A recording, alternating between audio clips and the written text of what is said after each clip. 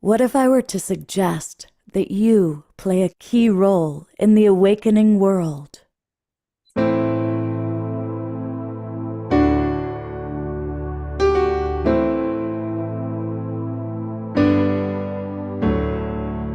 And that you are watching this because you have heard the call.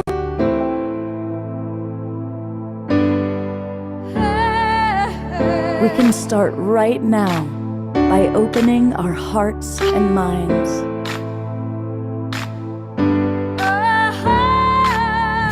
Welcome to the awakening world.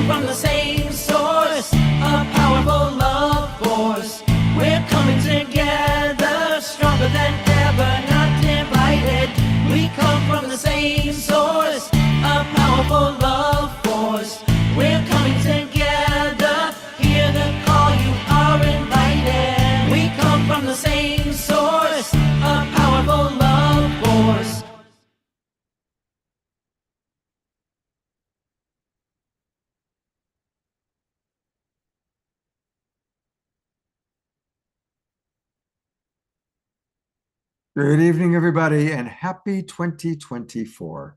I'm Love Coach Scott Katamas, and I love Saturday nights because it's when I get to host The Awakening World.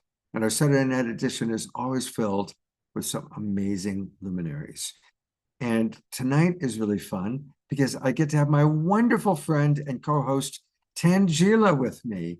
And of course, she is the creatrix of not just Soul Search, but now SoulSearchTV. Welcome, Tangela. Thanks so much, Scott. Happy New Year to everyone. So exciting to be with all of you this evening as we're starting off 2024 together. It's going to be an amazing year for all of us. So excited to be with the Global Peace Tribe family, all of you guys coming in the Zoom room, and of course, tuning in on Facebook and YouTube. We're excited to be here with all of you tonight. Now, we're doing something a little bit different tonight. We've got some wonderful presenters, and you're going to see who they are in a moment.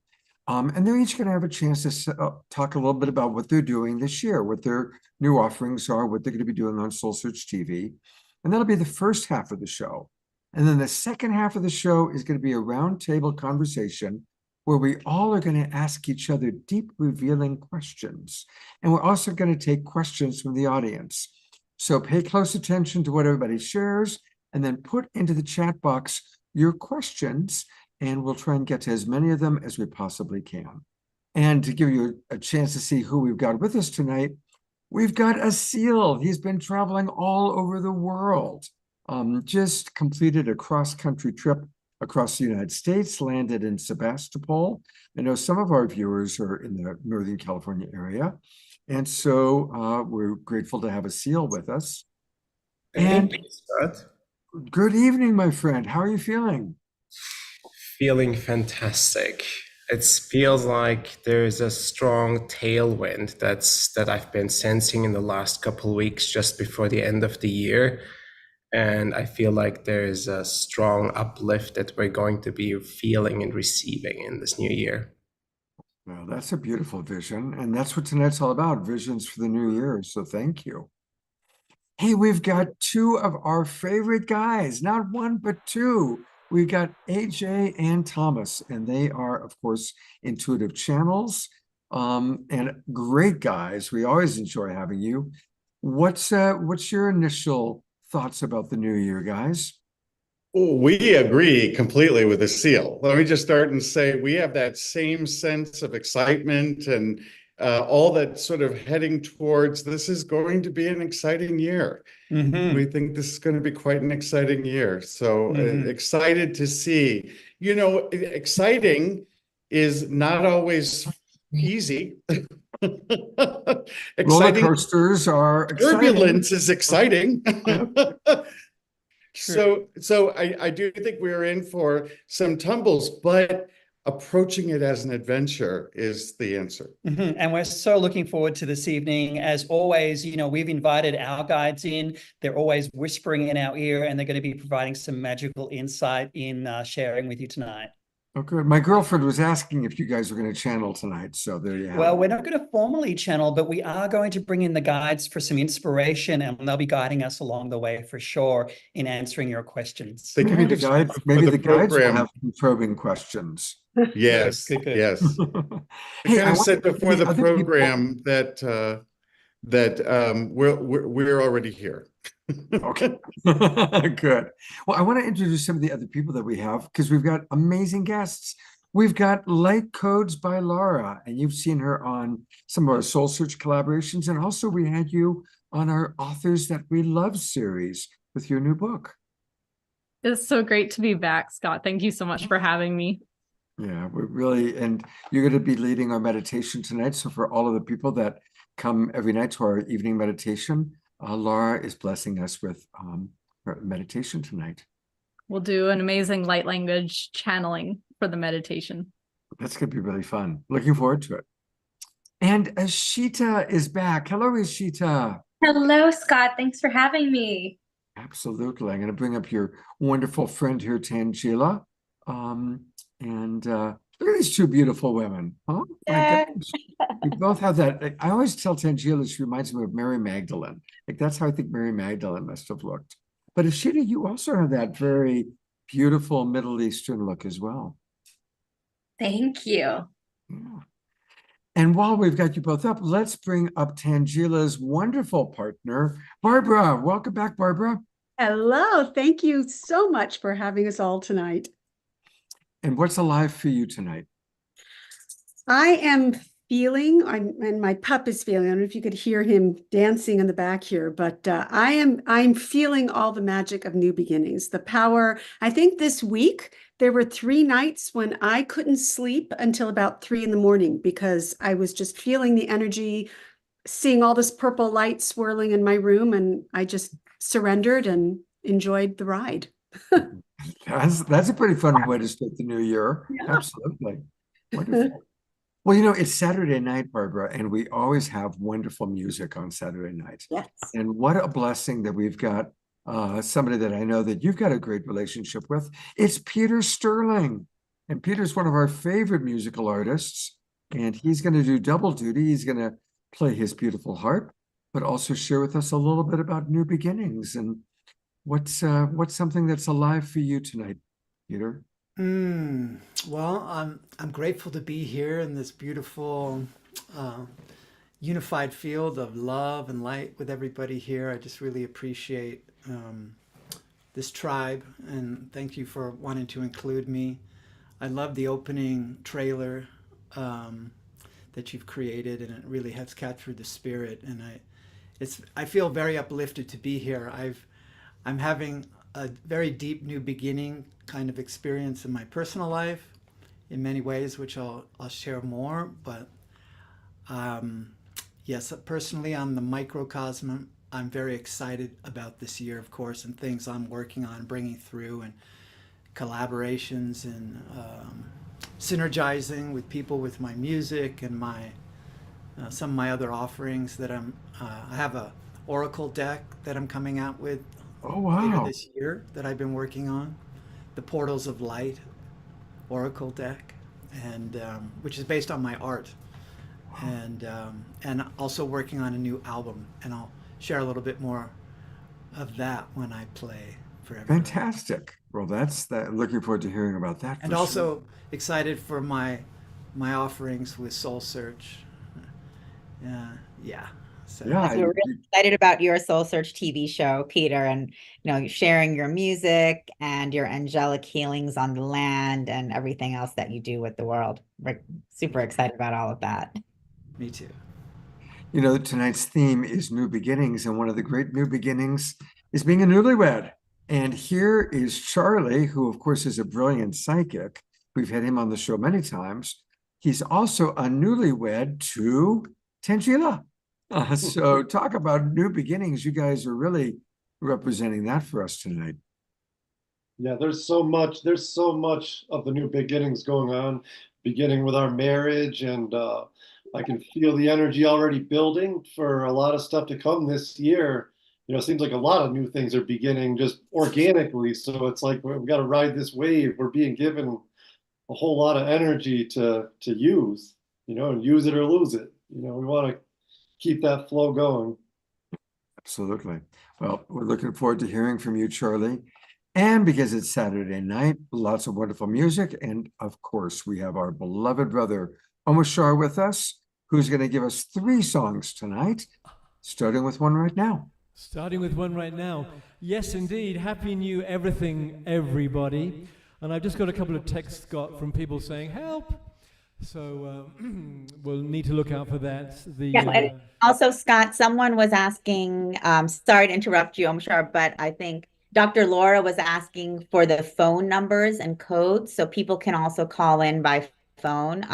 They're having some problems. So if you could provide that in the text chat and also maybe just email it out, that would be great. Okay, thanks. Sorry, go ahead. We're just flowing. This is a round table. And no, George, I'm not muted. I'm just shouting. So happy new everything. And to me, New Year means blank slate. And for me, the first thing is, where do I hold my focus this whole time, this new year? And of course, it is in my heart. And this song is about that. And let's go to a fiery backdrop. And let's go! All right.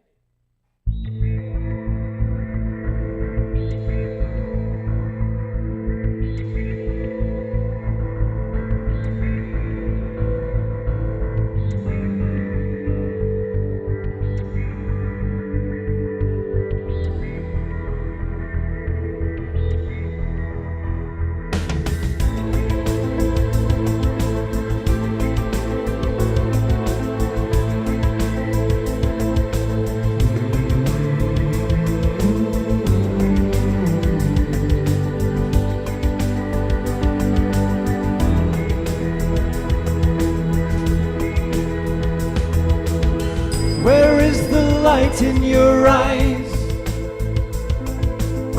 where is the joy in your heart? Why are you hiding from me? Staying locked in your doubts. My love is all that there is. Your fear is hurting you so. I know it's all that you feel, and that it's hard to let go, let go, let go, go, go, go, go, go, go, go, go, go,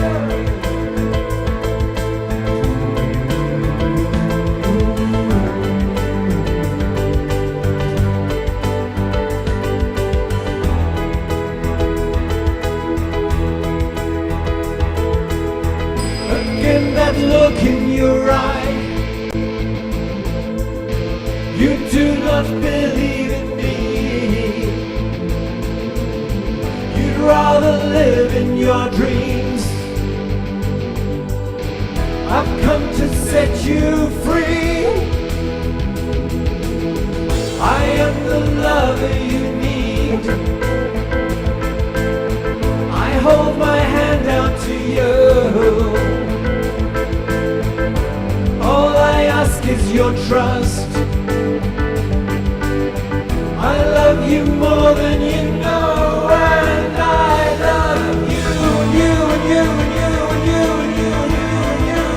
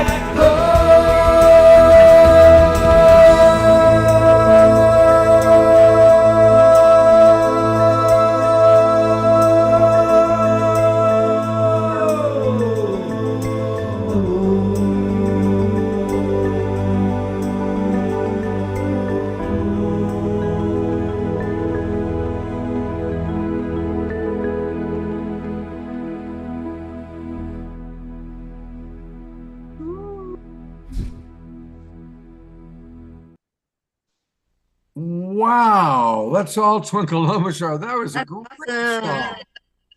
Woo. Amazing. Yay. Always Well, fun. you're a hit, Omashar. You are. I am that I am. That's a really good one. That's a great opening song. And hey, everybody, a reminder that although you can see Omashar every Awakening World show, you can also go to his website. It's his name, omashar.com. Go down to Bandcamp, and that's where you can buy his albums. Let's all support our beloved brother. His music's amazing. Listen to it all week long. You hear some of the songs on our show, but you can listen all week long to Omashar. He is the musical artist. He is the music of our time. And Thank you, brother, so much. Namaste. I'm so grateful that we get to start a new year together again. I know, what a trip. It happened, and here we are. Here we are. All right. Well, I'm going to bring on my wonderful co-host, Tangela.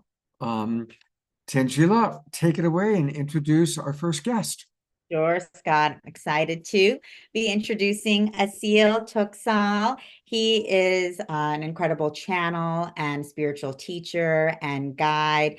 Asil has gone through his own spiritual journey and awakening process with many surprises along the way, which for those of you who are curious, you can ask him about later. But through that process, he actually had to really release his old identity, his old life, his old way of being, to now channel the Elohim, angelic realms, celestial realms, and benevolent beings who are all here to support us during this evolution of humanity at this time. So welcome, Asil. Thank you for doing the work you do, and we're happy that you're joining us tonight. Thank you, Tangela, for having me once again. Of course, it's great to be having you. And we're also excited because Asil has an incredible new show on SoulSearchTV. Evolution One presents Sacred Earth Expedition. That's right. So part of my unfolding as it comes, Spirit said, well, these are the pieces that humanity will require along the way. And this is the type of work we're going to do through you. And some of that work will require you to go to sacred sites around the world. And I said, wow, that sounds amazing. And then they added, well, some of these sacred sites are also sites of collective trauma, meaning some of those places are very heavy and hold dense energies that require to be transmuted, transformed, aligned, and reconnected to the entire fabric of this energetic grid we have. And this grid helps all of humanity as a result of being energized, uplifted, and realigned. Beautiful. And it's powerful work that you're doing around the world. And now people from anywhere, so all of you watching can now join Asil doing this global grid work, not just as a viewer, but also as a participant. That's right. So in our Soul Search TV show, the first country that we've released was Guatemala. Now it's the big island of Hawaii. And then there will be the Balkans with Serbia, Bosnia, Croatia, and Kosovo. And then there will be Costa Rica. So among the dozens of countries I've visited, some of which we filmed professionally, and we made these episodes to bring closer to everyone that's watching what it is like to go to sites of incredible power of ancient civilizations, but also the dormant nature of the beings that are on those sites. You go to a volcanic place or a dormant volcano, it's pretty guaranteed there will be some powerful energies and beings that either want to speak or want to have themselves known. And many are awakening. And this is a really interesting time of not just humanity's awakening, but of the awakening of very, very powerful energies that are in support of humanity's evolution. I know, I thought it was very beautiful when you brought through the father of the forest in Guatemala. Yes, there is a really powerful site, pretty close to Tikal, actually, Tikal being the most extravagant, Mayan civilization outpost in the jungles of Guatemala in the north. There's a place called Huashactun. It's a fairly smaller place that is less visited. A small village is kind of like the local stewards. So we went there, not knowing why we're being called to go there. And I'm sitting on one of these pyramids, and the Elohim come through, they do some of this alignment work, and suddenly I'm feeling this presence approaching. And the guides are like, it's okay, they're allowed to talk. And so I get this connection with this being, and its name is the Father of the Forest. And it says, I've been here for tens of thousands of years. I've seen humanity come and go. I've supported those that have served with a pure heart. And I am the steward of this forest. And I'm getting chills talking about it. But it was just such a beautiful, reverent perspective and presence. And it said, I'll support you and I'll support those that are in pure heart serving all of humanity, just like I have supported everyone before you. And those are some of the, small bites of incredible, experiences that we have on these journeys. And we want to be able to share that with everyone. And that is on Soul Search TV available.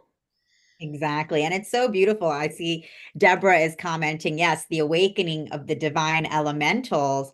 And that's exactly what's happening. And to be able to be with you, Asiel, on this journey as we hear the elementals awakening and sharing their thoughts and perspectives and their love and support for humanity during this Absolutely. And the amount of dragon beings that are awakening, it's pretty nicely correlating with the year that we are moving into. But wow, it seems like all of them are just coming out of their slumber sleep that they've been in for a while. But it's going to be a wild party we are having here. Exactly. And that's why you had the feathered serpent awakened there with you as well and bringing through that incredible power, which I think even for you, the energy was hard to hold. Yeah, so that was, it was about 2 years ago when I went to that place in Guatemala with a temple dedicated to the feathered serpent, Cucumats. And the Mayans revered Cucumats as this incredible deity. And Cucumats then became, in the Aztec tradition, Quetzalcoatl, powerful being, right? So I'm there just doing the work that we're meant to do at this temple that is dedicated to Cucumats. And, hold and behold, it just rises out of the ground. I feel the energy lifting up, and it literally enters my body. And I'm in this embodied state with this energy that is so strong, it knocked me out. I came back online, and then it started to talk through me in this like really deep voice. I'm sitting in the blistering sun, like sweating, and this incredible energy coming through me like fire. But the words it had to say were just, once again, so touching and so inspirational. Nothing that I would have expected from a dragon in that way, but it was just almost like a wise elder speaking and basically saying, okay, it seems like humanity is now ready, that we are coming back. And we knew that this time would come. And while many of us had left when the gates to heavens closed, some of them stayed behind and they went dormant, waiting for the time of the awakening of humanity. And it is that time again. How fascinating is that? It's amazing. And it's just amazing that, we can travel with you to these sites and then communicate as you're communicating with the nature spirits, with the gods and goddesses, with all of these ancient energies coming through, and also learning about that history of these ancient civilizations, the galactic connections, the multidimensional connections. So it becomes, this incredible spiritual journey for all of us to go on with you and connects us to these different levels of each of these sacred sites. Without a doubt, there is so many different perspectives. We can look at something from different angles, right? So in this case, in Guatemala, we had an archaeologist with us, and we had meetings with indigenous elders, Mayan elders. And then we have the perspective of the Elohim on top of that, which includes some of this intergalactic interventions and support to humanity. So it's a very multifaceted perspective that we gain as a result of ourselves opening in that way. And I hope you'll enjoy that as much as we did. Exactly. And I can also see already here, Carol said, Seal has a website for his next installment, but I can't find it. His video from Guatemala was incredible. Exactly, Carol. So each of the Soul Search TV shows are actually, just an introduction to a very in-depth trip that you guys completed and visited many, many sites. And so for those of you who want to go even deeper into Guatemala, into Hawaii, into the Balkans, you have that, you're able to do that with the seal as well and go through that full sacred earth expedition with Evolution 1. Hey, I need to come in for a moment just Sure. because we've got to move forward. Okay, yes. All right, let's go. Exactly. It's meditation time. So it's meditation time. So just a quick change in agenda. We're going to go to Light Codes by Laura, and then we'll go to H.A. and Thomas after that.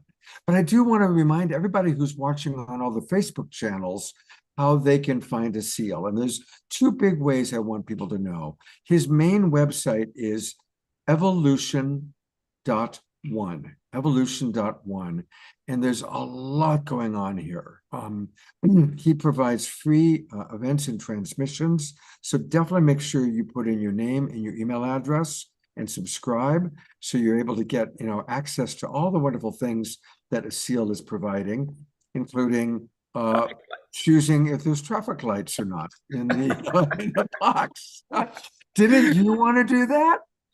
But so evolution.one is his main place. But of course, all night long, we're going to be hearing about Soul Search TV. And so you go to soulsearch.io, soulsearch.io, which is the main website. And then that's where you're going to find all the different presenters. And there are, I think, well over 100 people now that are amazing presenters and part of the Soul Search network. Tonight, Wow. we're doing those. What's that? There's thousands part of the network, but we have, a certain number of luminaries and our TV stars on here. And tonight are the TV stars. Tonight are the TV stars. So SoulSearchTV is the place to go to really learn all about all these amazing people. And of course, there you're seeing a seal. But if you go to the website itself, SoulSearch.tv. Right. And Scott, I'll just jump in because Carol is saying, I see 4 installments on your Soul Search site now. So yes, we're releasing 1 episode per week of all of the shows. So Carol, wonderful. If you watched all 4 shows, the last one was the introduction to Hawaii by a seal. And then the next episode, you just have to stay tuned and it will be released this coming Tuesday. So everyone has to, keep on top so you can stay in touch with the latest shows coming out. So we are releasing 1 episode every week, and you can always go back and watch the previous episodes. And of course, if you have questions, reach out. And we have a couple of different events coming up with a seal in San Francisco. He'll be doing an Elohim transmission, the Age of the Conscious Creator, and then also he'll be doing an Ask Me Anything online January 18th. So stay tuned for that with the seal, and of course tune into his show on Soul Search TV. Fantastic. And we're going to get a lot more of a seal and everybody that you're seeing tonight during our roundtable conversation. So definitely stick around that because we might ask some very interesting questions of a seal. What if you always wanted to know about a seal, but were afraid to ask? Tonight's the night you can do that. So, Tangela, would you like to introduce Light Codes by Laura? Yes, definitely. I'd love to. So very happy to be introducing Laura. And Laura is an incredible, gifted healer and light language, conveyor, practitioner, facilitator, teacher. And she has always been very sensitive since a child, but really she had this, profound awakening after being introduced to these light codes during an intense dream in 2016. And since then, she's been able to channel and translate multiple dialects of light codes and light language. And she's published several books, including her most recent Ascension Codes, Little Book of Light Codes, Volume 2. And of course, Laura has a wonderful show on SoulSearchTV called The Ascension Codes, which is really a profound show where she channels light language and introduces all of us to light codes and the energy and power that they hold. So welcome, Laura. Laura, thank you so much for being here with us.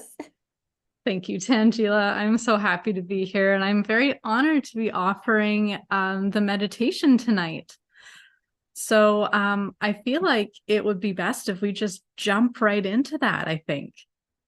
Okay, so I would like everybody to just take a moment and see if you can just settle into your heart space and settle into your feet.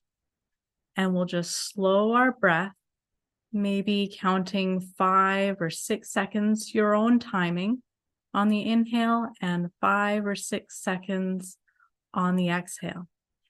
And what we're going to do tonight, I'll ask you to keep breathing a little slower and deeper than usual. I'm going to offer you this light language channeling for this new year. So this is an opportunity for you to listen to the light language and let it wash over you while setting your intentions for what you want to be doing this year. And what the light language is going to do is help bring in alignment and amplify whatever it is that you want to add some energy to. So I invite you to set your intentions now. Try to be as clear as possible and hold that vision, however it is that you can, in your mind's eye, in your body, feeling it, seeing it, sensing it in your unique way. Breathing with your heart and breathing with your feet.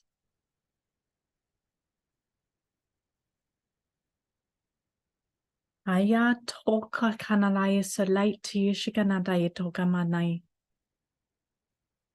Taya sokina kanalaya sotakana tukutukapatana sajolo. Talai tikina solai tukukan manai satana.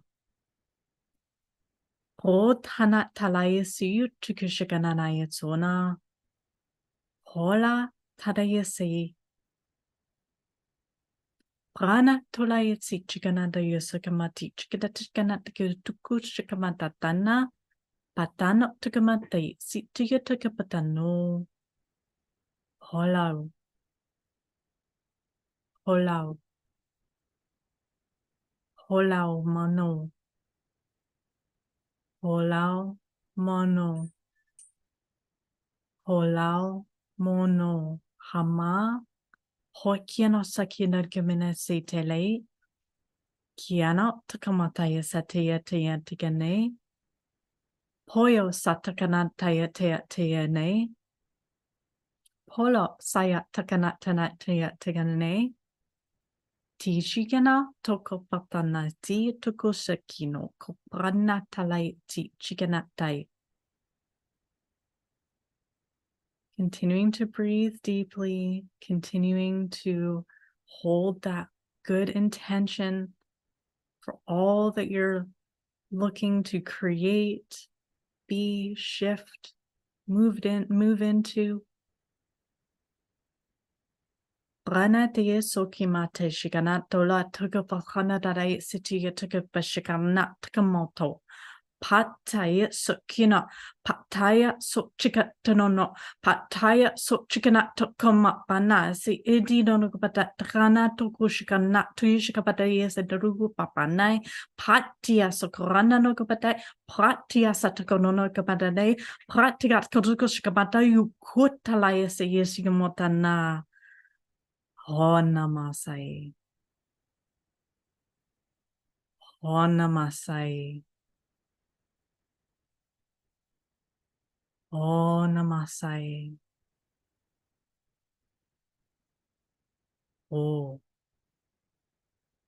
ana toya shikamatana se taye tukamatikano. O tana taye satia tukata tukano sabata de yo. Takana, hada tukabata, hada hada. Hada hada hada ha, sa sa sa.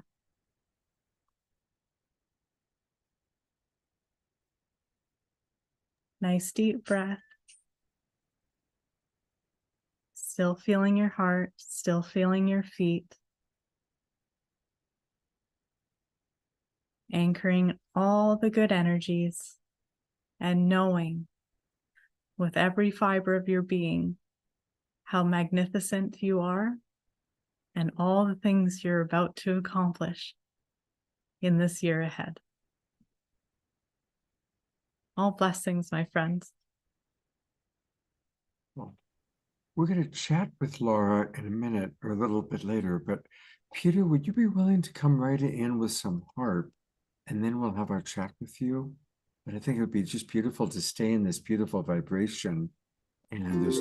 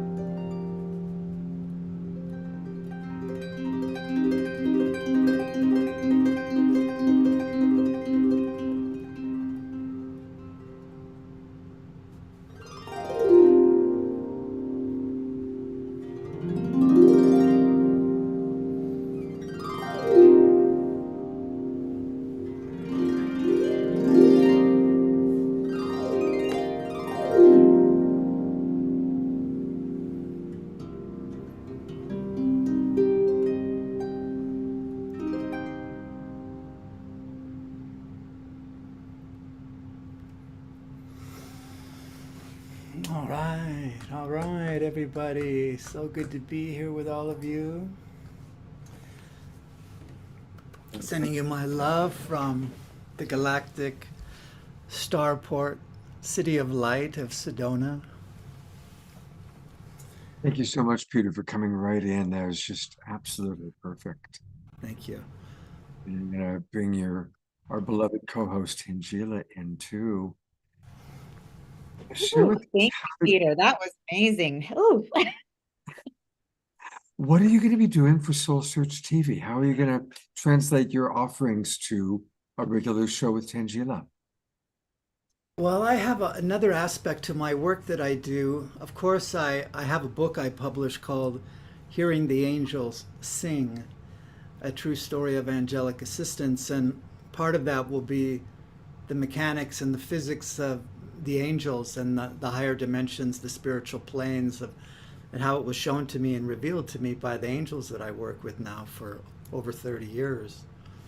My music came to me here in Sedona 30 years ago. This is the 30th anniversary of the release of my first record. Actually, last year was 23, my first album, Harp Magic, and it was 30 years ago here in Sedona where I met a flock of angels that appeared to me on my vision quest here in the sacred canyons of the outback, and through going very deep into my healing process and my awakening process, but deep into the silence of these ancient canyons, it's where I began to hear the music for the first time.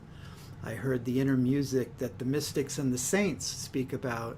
I heard the angelic choirs in the silence, very subtle, but then as I tuned into it, it became louder, and it was revealed to me that I was hearing something of a divine origin, and I was aware of many of the masters and saints speaking of the inner light and sound.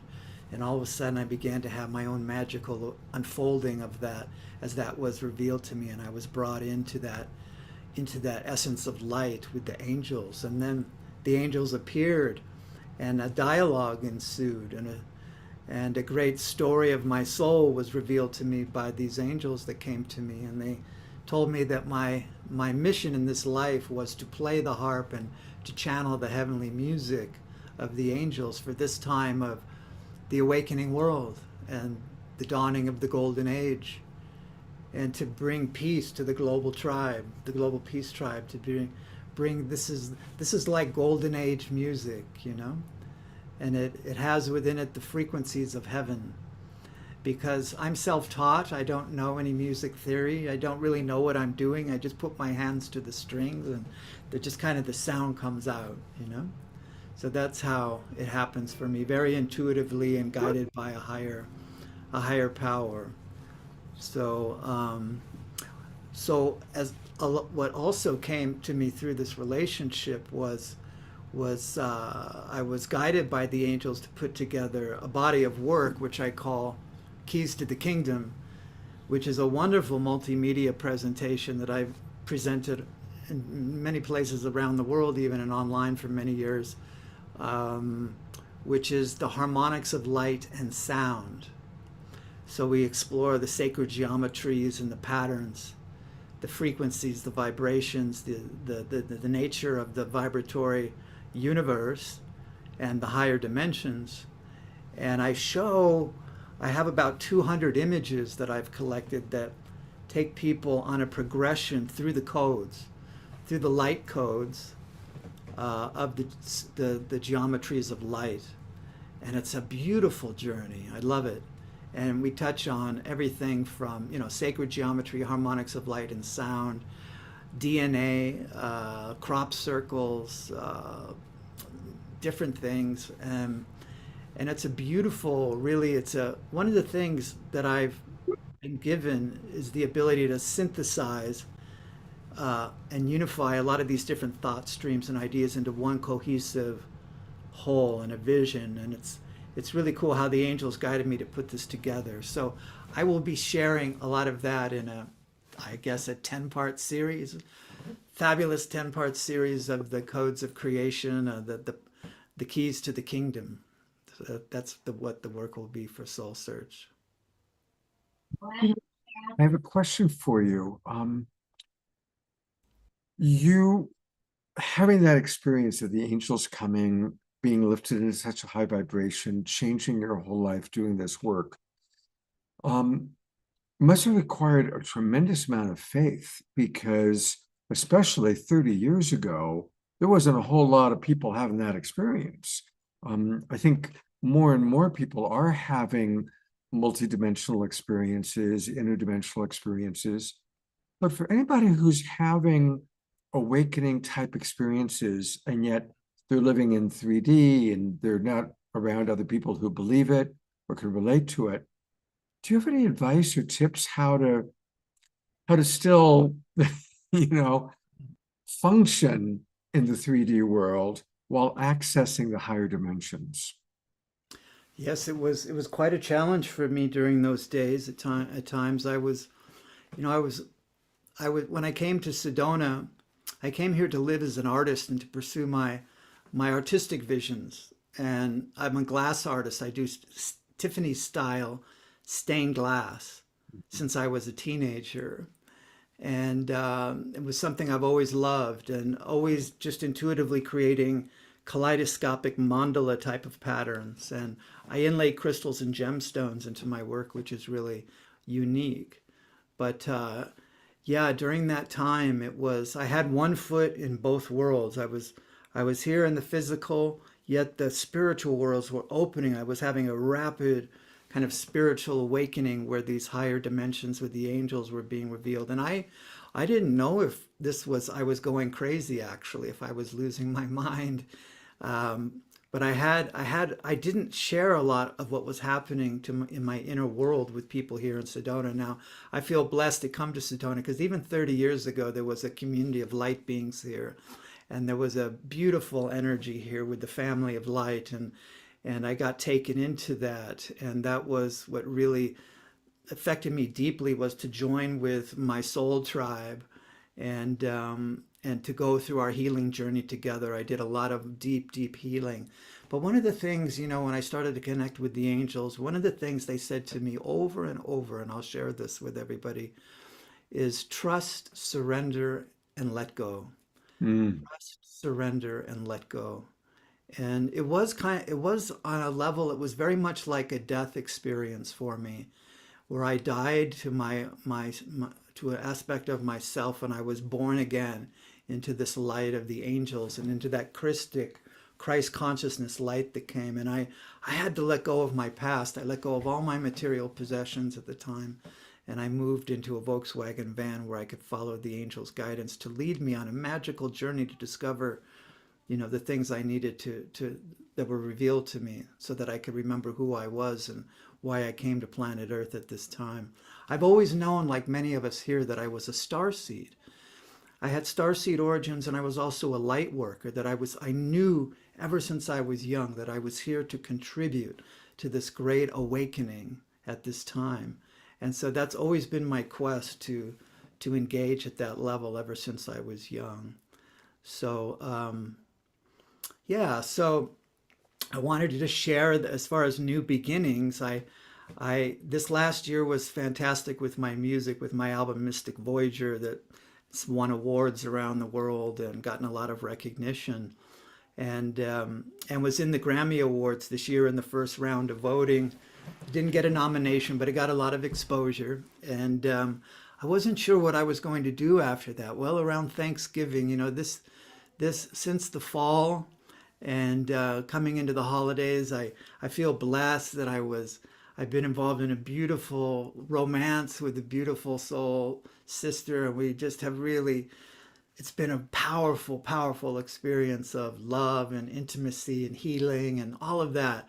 And it's just been putting me through my paces. It's been challenging at times and beautiful at times and everything. And around Thanksgiving, it was a kind of a very poignant time, a very raw time. And the day after Thanksgiving, I received a message from my angels. They told me to set up my microphones out in my living room and record remotely in my big room had a big sound of the harp. And I took this harp here that I've had for 30 years, and I got the most beautiful sound. And I just sat and I played the day after Thanksgiving all day long, just sitting. And within that one day, 10 new, a whole album came through. And I had received the title 2 weeks before. I was told by the angels that it's called Heaven Sent. And so I sat down and I just played from my heart because I was so raw. I was feeling so much gratitude and just everything. I was very, very open, very raw. And it just came through so beautifully. It just flowed one sequence, one composition to the next. And that's the next album. And it's coming very quickly. The first song on the album has 2 titles, and it is called The Golden Leaves of Fall, and then also New Beginnings. And I've been trying to decide what do I want to call it, because it was recorded when it was all golden around here, and golden leaves everywhere. But it was also this feeling of new beginnings that were coming to me. And so I wanted to just play into that for all of us, the feeling of new beginnings. I feel like I'm launching into this year with a lot of surprises and beautiful things to come, and just staying in the moment, setting intentions, but of course staying in the moment to just fully embody, God's presence with all of us here, and to be open to whatever comes our way. And I just wanted to play a bit of new beginnings for everybody, that I wanted to send this angelic blessing to everybody who's here, that your new beginnings for the new year will come to you with grace and ease and elegance and magic and synchronicity, and that your heart will be full, and that you'll feel love and connection and unified with the power of the universe, with God's love in your heart, and that you can be lifted to a new level of awareness in yourself, and that your dreams will come true. So I will play to that for everybody, some new beginnings. Okay.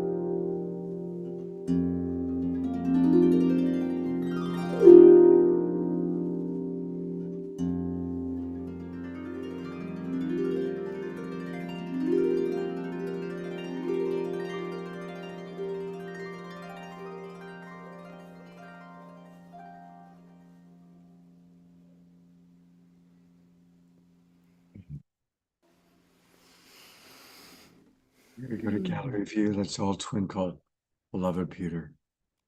Thank you.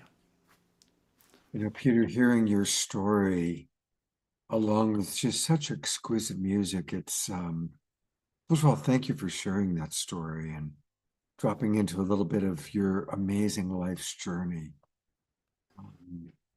It's very inspiring, and so many of our so many people are putting comments in about how your music has impacted them over the decades. Just a reminder for everybody that you can get Peter's music by going to his website. And his website is heartmagic.com. Isn't that the truth? Heartmagic.com.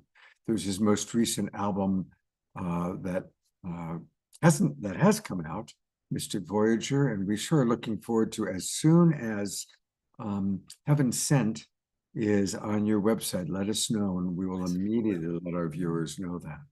That'll be coming out this summer sometime. All right, well, we'll definitely have to have you on again Okay. to do that. And I'll be in Sedona sometime, probably in March, so I'll look forward to hopefully seeing you again in at that time. And congratulations on Soul Search TV, and God bless you, Peter. You're such a gift to our awakening world. Thank you for having me. It's been wonderful to be here. I have to fly off with the angels now.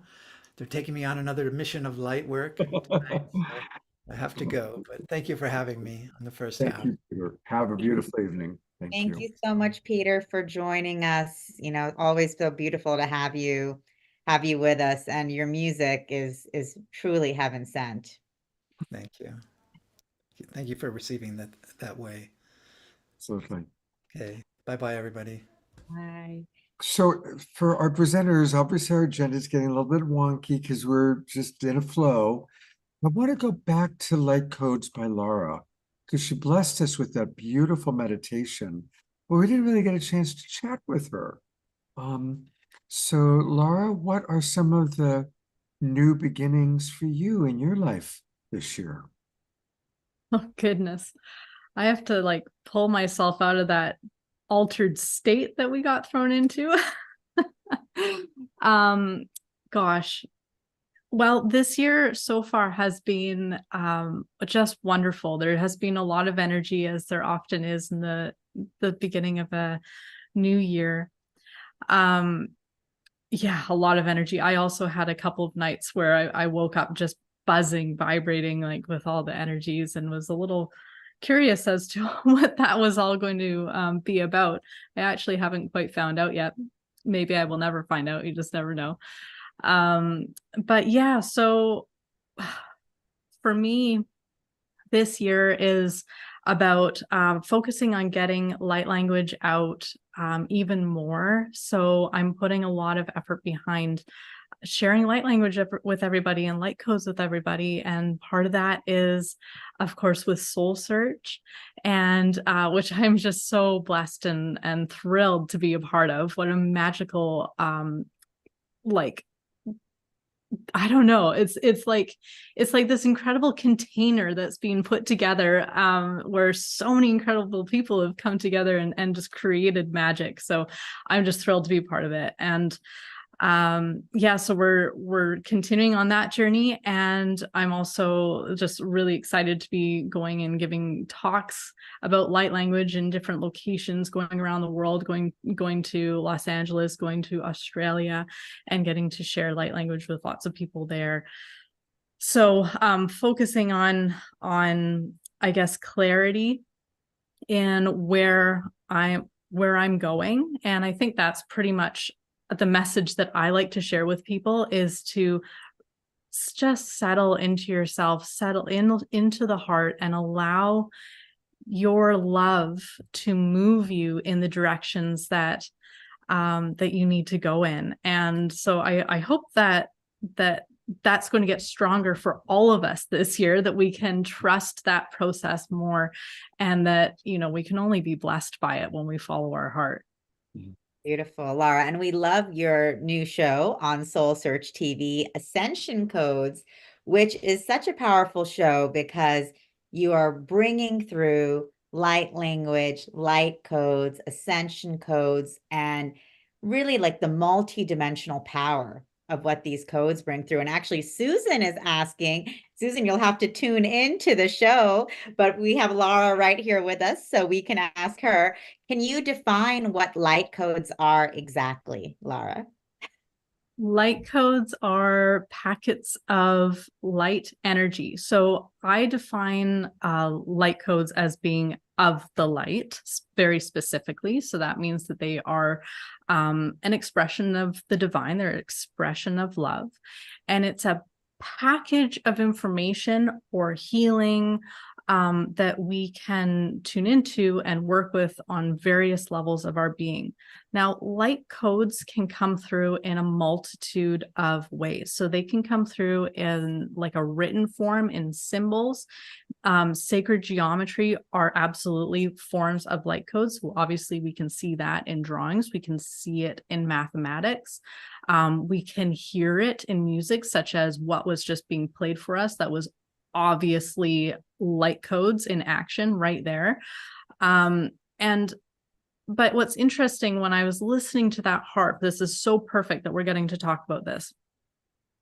Like, I can see there's a difference between light language and light codes. Light language is a stream of energy that's coming through, and it's either information or healing. Typically, it's not usually a combination, although of course that can happen, but it's typically one or the other. It's more dominant to one or the other. And light codes are more like the little packets. So when we're listening to that beautiful harp playing, very powerful, I was seeing the little individual packets coming through. It, of course, was a stream. We could feel how smooth and absolutely like gorgeous that was. But specifically, they were packets of light, where light language was what I offered earlier in our meditation blessing, where it was this kind of continuous stream. And I know that can be a little bit hard to discern the difference. You have to be kind of really tuned into it to really feel the difference. It's a lot easier when you look at my books and see, here's a light code, like that makes it a lot easier versus the long drawn out light language writing. So on the SoulSearch.io website, where we have there's a banner on there that I think is, I don't remember, but there's a whole bunch of light language on there. So you can see there's the light codes by Lara, and then around all the edges of that's all light language. Whereas if you were to, do I have an oracle card here? I have an oracle card. I can show you like a light code would be like this. So it's just one single drawing packet of information that we can tune into and work with. Beautiful. Well, as you talked about your book, I want to really encourage everybody to go to Amazon, where they can get your book. We, of course, featured it on one of our Authors That We Love show. And here it is. And this is your second book, correct? Your volume 2, The Little Book of Light Codes, or Ascension Codes. And anything you want to share about, what people, the value of getting this book and working with it? So Ascension Codes, it's just as it says, it's really about ascension. These codes are taking us on a very deep journey, not only into ourselves, but also in like an expansion way as well. So we're really learning how to discover our multidimensionality, as well as connecting to even like more sacred energies. For example, the codes are structured in a way, like they're placed throughout the book in a way where they're building upon one another. And like the last code in there is the Godhead. So it's like we're building our energy, we're learning more about ourselves, we're learning more about the universe, all the way to get to the Godhead, where we hopefully are going to experience a deeper understanding and realization and connection to that very, very sacred energy. Beautiful. Well, thank you. Stick around. We're going to have a part of our upcoming roundtable, and there's And this is one of Laura's light codes from her Oracle deck. And I actually pulled one for all of us tonight. And I pulled Pama, love of the highest order. This symbol represents pure love, as most of us have forgotten what love actually is. So what a beautiful card for all of us. beautiful. That's Thank- literally my favorite code. How perfect. How absolutely perfect.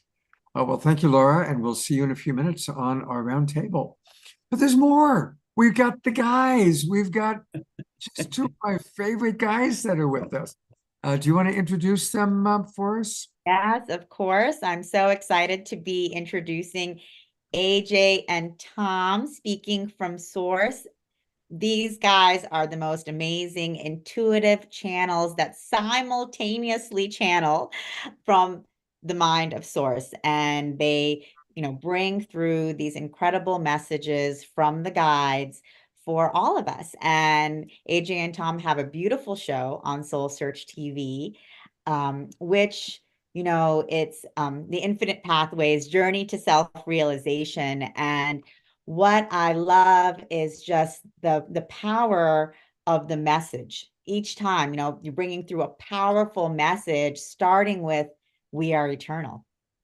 Oh, absolutely, absolutely. And talk about, new beginnings. I think that the guides were just reminding us then, we were commenting about the energy of the show tonight and the power of everyone that's with us and this awakening that's coming forward. And they reminded us to take a breath because, with every breath is a new opportunity for a new beginning and an allowing and assimilation of all of that energy as well. So I'm wondering if you'd like to take 3 breaths with us, you and your audience and everyone together, just to allow in that new beginning and all of those wonderful energies to assimilate that within our very core. So we'll take a nice big breath in, hold and release. Oh.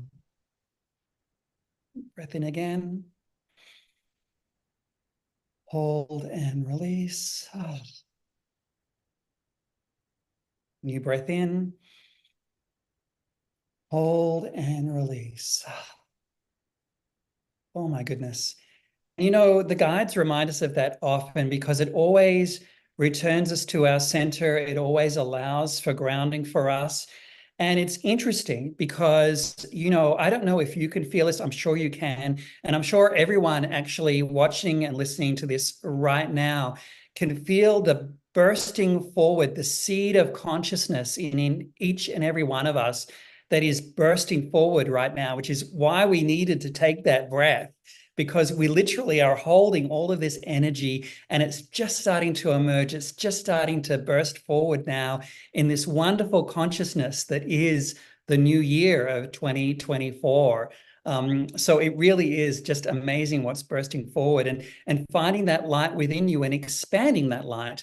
And what's interesting is, when you have the new seed of consciousness, this new awakening that we're all starting to come to an awareness of now, who are we as eternal beings? What are we doing on this earth? What is, my mission and my legacy and the meaning of the events and the circumstances that are around us? And, with every new sprout that bursts forward, with every new light of consciousness that comes forward, it needs that nurturing. It needs that guidance. It needs that unconditional love.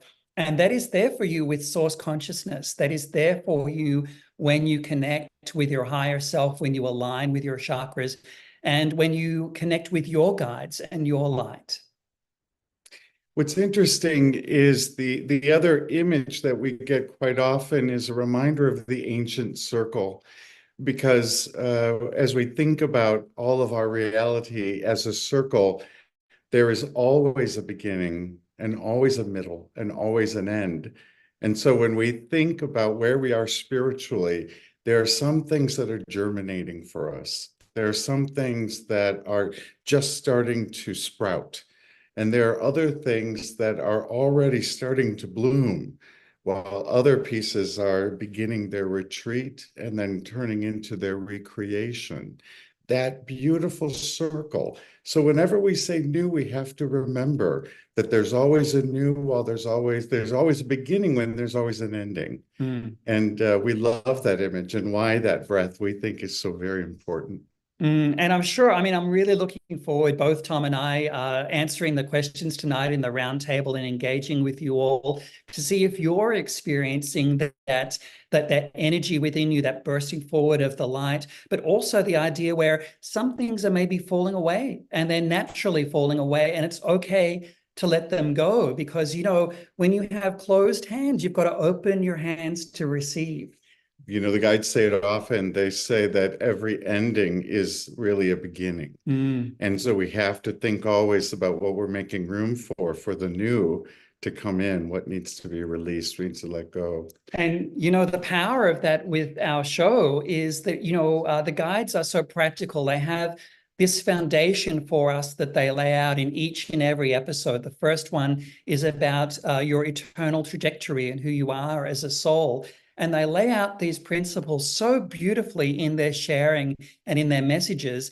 And then we tie it all together with some amazing daily practices to really bring it in to your life and what's going on for you right now. But it is important to sort of realize that's really what the infinite pathway, and we call it journey to self-realization, because that's the journey, that the infinite pathway really is a series of understandings, and our consciousness is an awareness of what is. And what's fascinating is how what we've learned in our journey with the guides has been how often we have misperceived some of those principles, right? Our human systems operate with lots of judgment and self-judgment and, you know, all that other stuff that is not how the universe operates. Yeah. So it's so great to be able to channel the guides and then look across the collection that we've gathered over the years to be able to present these by principle, so that there's a blueprint for the ways we can live a life of joy. That's the whole point. Yes, and it's there for you, you know, and particularly at this time of awakening, as you make those connections for yourself. You know, this is all about you, you know, as you go on this journey and your journey of self-realization, self-discovery, and self-awareness. Beautiful, AJ and Tom. We just love how you all are bringing forth these messages also with such humor and fun, which I think is They're really funny. Exactly. They're funny. We just relate it, but they're very funny.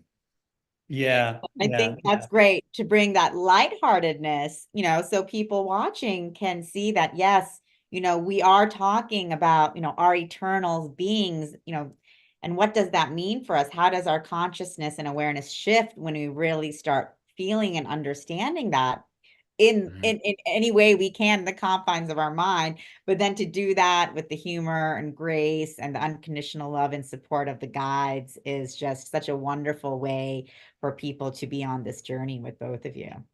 And that's really a new beginning for our understanding as well. You know, we've thought in the past that we had to earn the love of Source or earn the love of others to be worthy, to do good deeds, to be able to reach some place in heaven, or, you know, to eliminate past karma or anything like that. And the guides put an amazing new perspective to enable us to see through new lenses of who we are, that we're not separated from the unconditional love of Source, that our guides are there ready and willing to answer questions. And they do it with such fun, such disarming fun. You know, we were doing a channeling together the other day in one of our private sessions for a client, and the extraterrestrial being was presenting itself and coming forward in that sense. And it's funny because I was in trance and we were just communicating the messages there. But in my mind's eye, I had this image of an extraterrestrial being, and it was the first time it ever happened. The extraterrestrial being was wearing these sunglasses.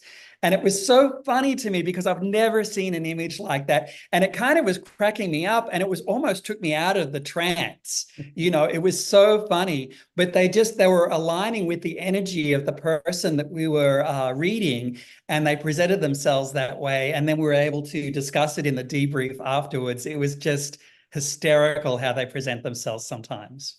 So I've got a chicken or the egg question for you then. Do your guides use a lot of lightness and humor because that's the nature of who you both are? Oh, that's a good question. Yeah. Does it Well, make sense? I'd like to answer that. I mean, the answer is in part yes. But when you think about when you look at being lighthearted, when you look at that aspect, it's just a higher, finer vibration.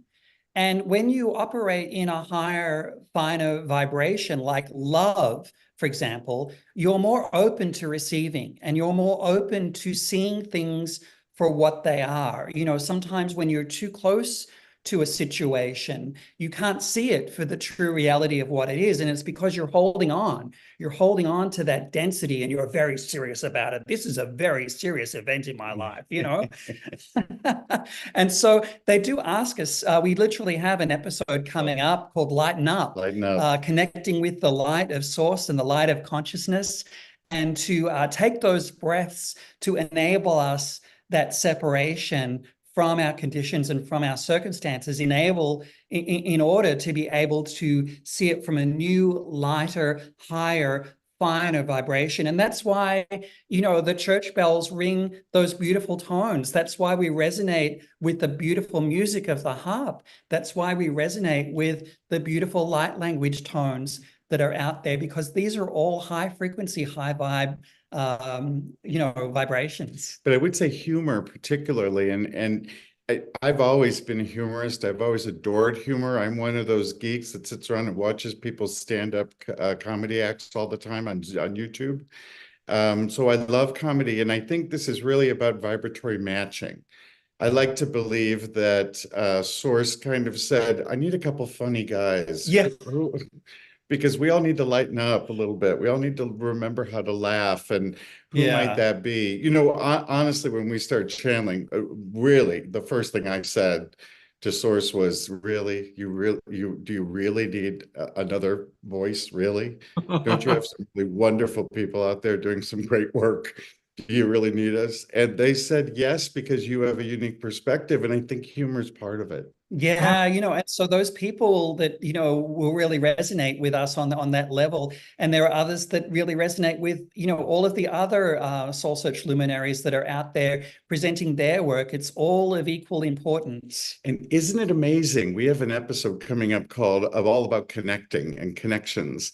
And I have to tell you, as I'm sitting here being part of all of this, it's so amazing to see how all of this is connected. I hope you all see this, right? Everyone watching, do you see that the overlap of these messages and the connection between our individual stories? There is this beauty. And so this is what the Merkaba is to me. When you see the Merkaba and all the gazillion connections, when it's all fully, filled out, and that to me makes me rejoice. Yeah. Because what confidence to know that there is a unified message of love that can carry all of us. Doesn't matter who we are. It can carry us all. Well, you have some wonderful offerings. In fact, 3 that we're going to take a look at. I don't know if this is the right order, but doesn't matter. Start with something that you're doing live, and I assume that's going to. Oh yeah, yeah, we love the opportunity to channel live in front of groups, and for them to experience firsthand the energy and the vibration of the guides. And Tangier has this marvelous Soul Search Enlightenment Expo coming up in Scottsdale on January 13th and 14th. And we have the opportunity to do a live channeling, 6:30 p.m. ticketed event. Tangier, do you want to speak more on that?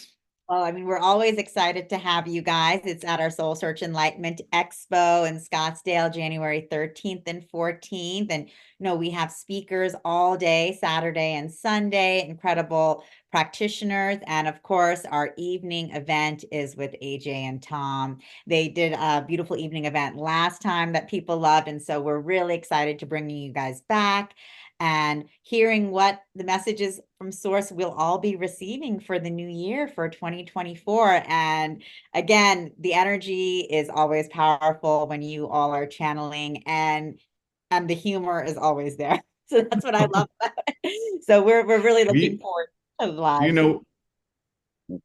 We always call these conversations with Source, and it's because the guides really emphasize we want to have a two-way conversation.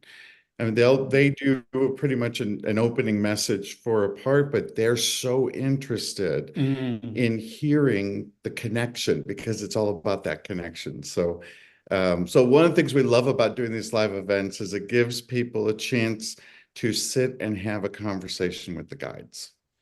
So this Exactly. is a So chance new lucky audience members will get a chance to have some Q&A with Source. Sorry, go ahead, Scott. Well, I want to actually use this as a chance to promote how people can get to your events.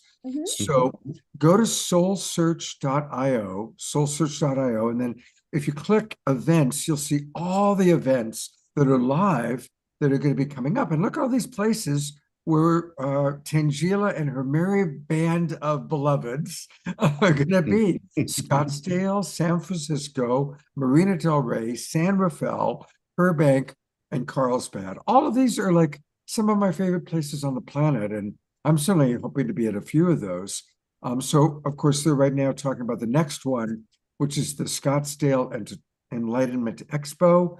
So any of you that are near Scottsdale, near Arizona, that's next weekend, January 13th and 14th. So very, very cool. All the live events that you do, as well as SoulSearchTV. But wait, there's even more. Because AJ and Thomas are doing a lot of wonderful things. So this reminds me of Buzz Lightyear. Didn't he used to say to infinity and beyond? Right? Yep. So tell us about the Infinite Pathway. The Infinite Pathway is the guides named it because they remind us that the journey is really a journey of self-realization, and it's beyond this incarnation. It is all of our lifetimes, and so it's infinite. Isn't that lovely? That's that circle again, right? There's no ending. It just continues the cycle. And so, so we really have this opportunity to sort of take the teachings of the guides. We've kind of been like librarians going through and looking at some of the topics that they've covered the most and that people have asked for the most. And we've put them into 12 episodes so that each episode covers a specific topic, and the messages from the guides, we actually play the recorded messages from the guides as well as we share some of their messages. So that's the show. And then we have our trans-channeling event that we do online as well. And there you can actually get the chance to ask a question of the guides and feel the hug that they give, during and after the transmissions that they so lovingly share. And on our website, on our events page, you can click on that and you can find all of the links to those events. You can sign up for an annual subscription to come to our online conversations with Source. We do that every month on a Sunday, or you can buy an individual ticket, which is just $33 as well. So at the top there, you've got our services and our events, and you can click our upcoming events, and you can see all of the great things that we have on offer there. It takes a little second to load there. You can see everything that we're doing, and you can click on those links to get the tickets, and a number of them are free. And of course, we have all of the episodes there as they drop each week on Soul Search Television for you to read about them and anticipate those as well. So golly, we're just so excited to be with you and a part of the community, and the emerging of consciousness that's happening right now in all of these modalities, through channeling, through music, through light language, through intuition and psychic communication that's happening, and energy work. It's all relevant. It's all a part of the ensemble that's coming forward right now. It's all part of the package of our awakening world. And if I can say just one more thing, I think this year, we've talked about the power of this year, and I think some of what we're going to see this year, this is the time to prepare. One of the reasons why the guides have practices is because we need some practicing. We need some preparation. Because when it does get bumpy, how do I maintain my joy? How do I keep an even keel? How do I remember? How do I not react? And so there's this wonderful opportunity, I think, for us to all prepare for what's coming ahead. And every time we attend events like this, every time we sort of share in, every time we do practice our consciousness, then we're that little bit more prepared. The guides say that joy is the antidote to our difficult situations. Isn't that lovely? And what they mean by that is, as we maintain a high vibration, regardless of whatever is happening in our lives, then we're able to move through. Yes, to And transcend. Yeah. Yep, absolutely. Wow. Beautiful. You guys, you're just two of the most wonderful people. And when you were talking about how when you were asked to be channels, aren't there all these other wonderful people? Well, there are. I mean, we've had many other wonderful channels, obviously, on this show, but the two of you are very unique. Oh, thank you. Well, I just want to say for a moment, I also love that you're a beautiful couple. And thank you. You're such a beautiful couple, and I love that, and it's that in itself is a wonderful message to see this beautiful couple and the way you give and take is very balanced. Neither one of you are, more dominant than the other, at least not on camera. I don't know what is off camera, but you guys are really, really beautiful. So I'm always delighted when you're on with our show. Oh, thank you for that blessing and that love. It really is about oneness. And one of the reasons why there's two of us here is because the guides really do want to demonstrate the power of the collective mind. When we do align, all of those divisions evaporate. And, when we go into our channeling, we share a telepathic one mind, and it really is something to experience. Well, they're going to be part of the round table, which we really will get to at some point tonight. But wait, there's even more. So I'm going to turn it over to Tangela to introduce our guest. Thank you, AJ and Tom. They are such a beautiful couple, Scott. Okay. I love them. Oh my God. Yes. And of course, I'm so happy to be introducing Ashita Bama, and she is a wonderful intuitive, psychic, medium, clairvoyant, energy healer, and spiritual guide. She was born a gifted clairvoyant, but then she really came into her gifts, after she got to college, and she suddenly started, doing readings and working with people. And since then, she's been able to support and work with thousands of people through her readings, classes, private coaching, her teachings.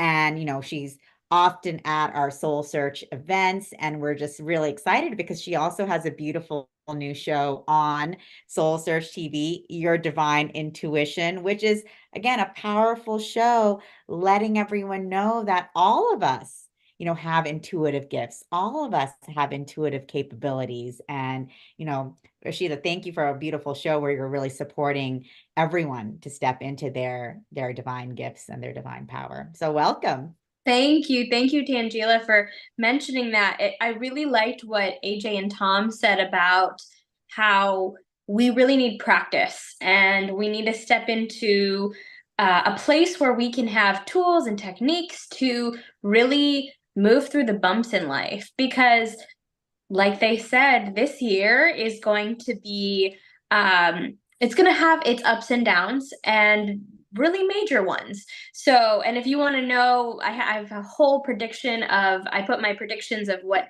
the energy will be on during this year, 2024. That's on my YouTube channel. You can just look up Clairvoyant Healer Ishida, and you'll find me there.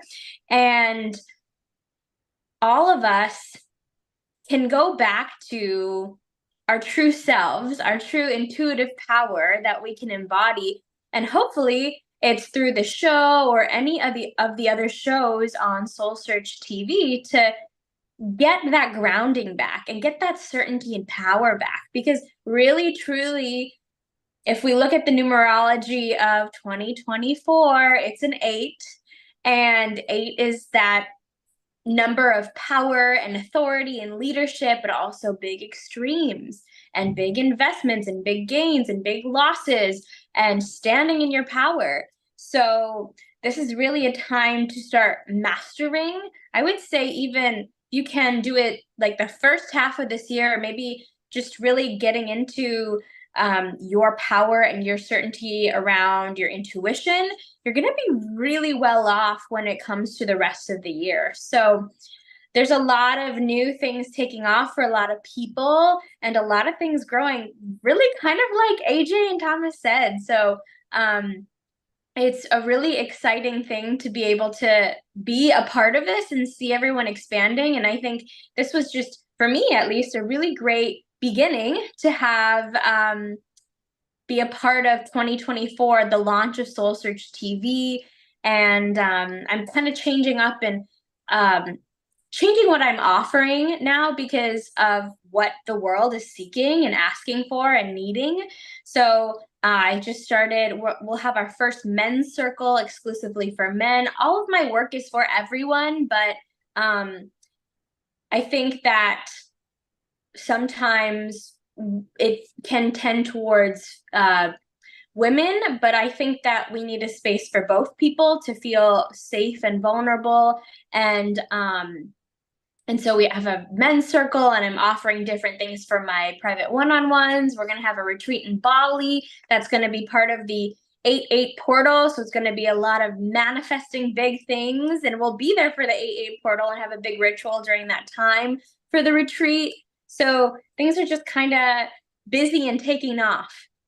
That's amazing, Ashita. And I really loved what you were saying about, how important it is for us to come into practice and come into that alignment, and much like what AJ and Tom were saying for this coming year and for this new year. And as excited as we all are about everything beautiful and wonderful that will be unfolding, there's an opportunity for us to practice our alignment, practice our, get into our intuition and support ourselves for those times where it might be a little bit more bumpy down the road.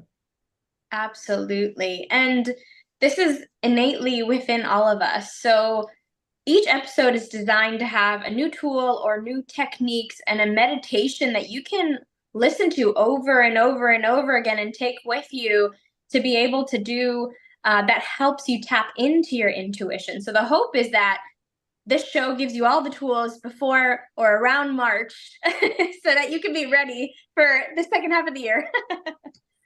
I'm reminded whenever I hear you speak, Ishida, that you really do represent the next generation. And it's exciting for me to see the next generation of young people coming up as wisdom keepers, your enthusiasm, as well as your passion. Thank you.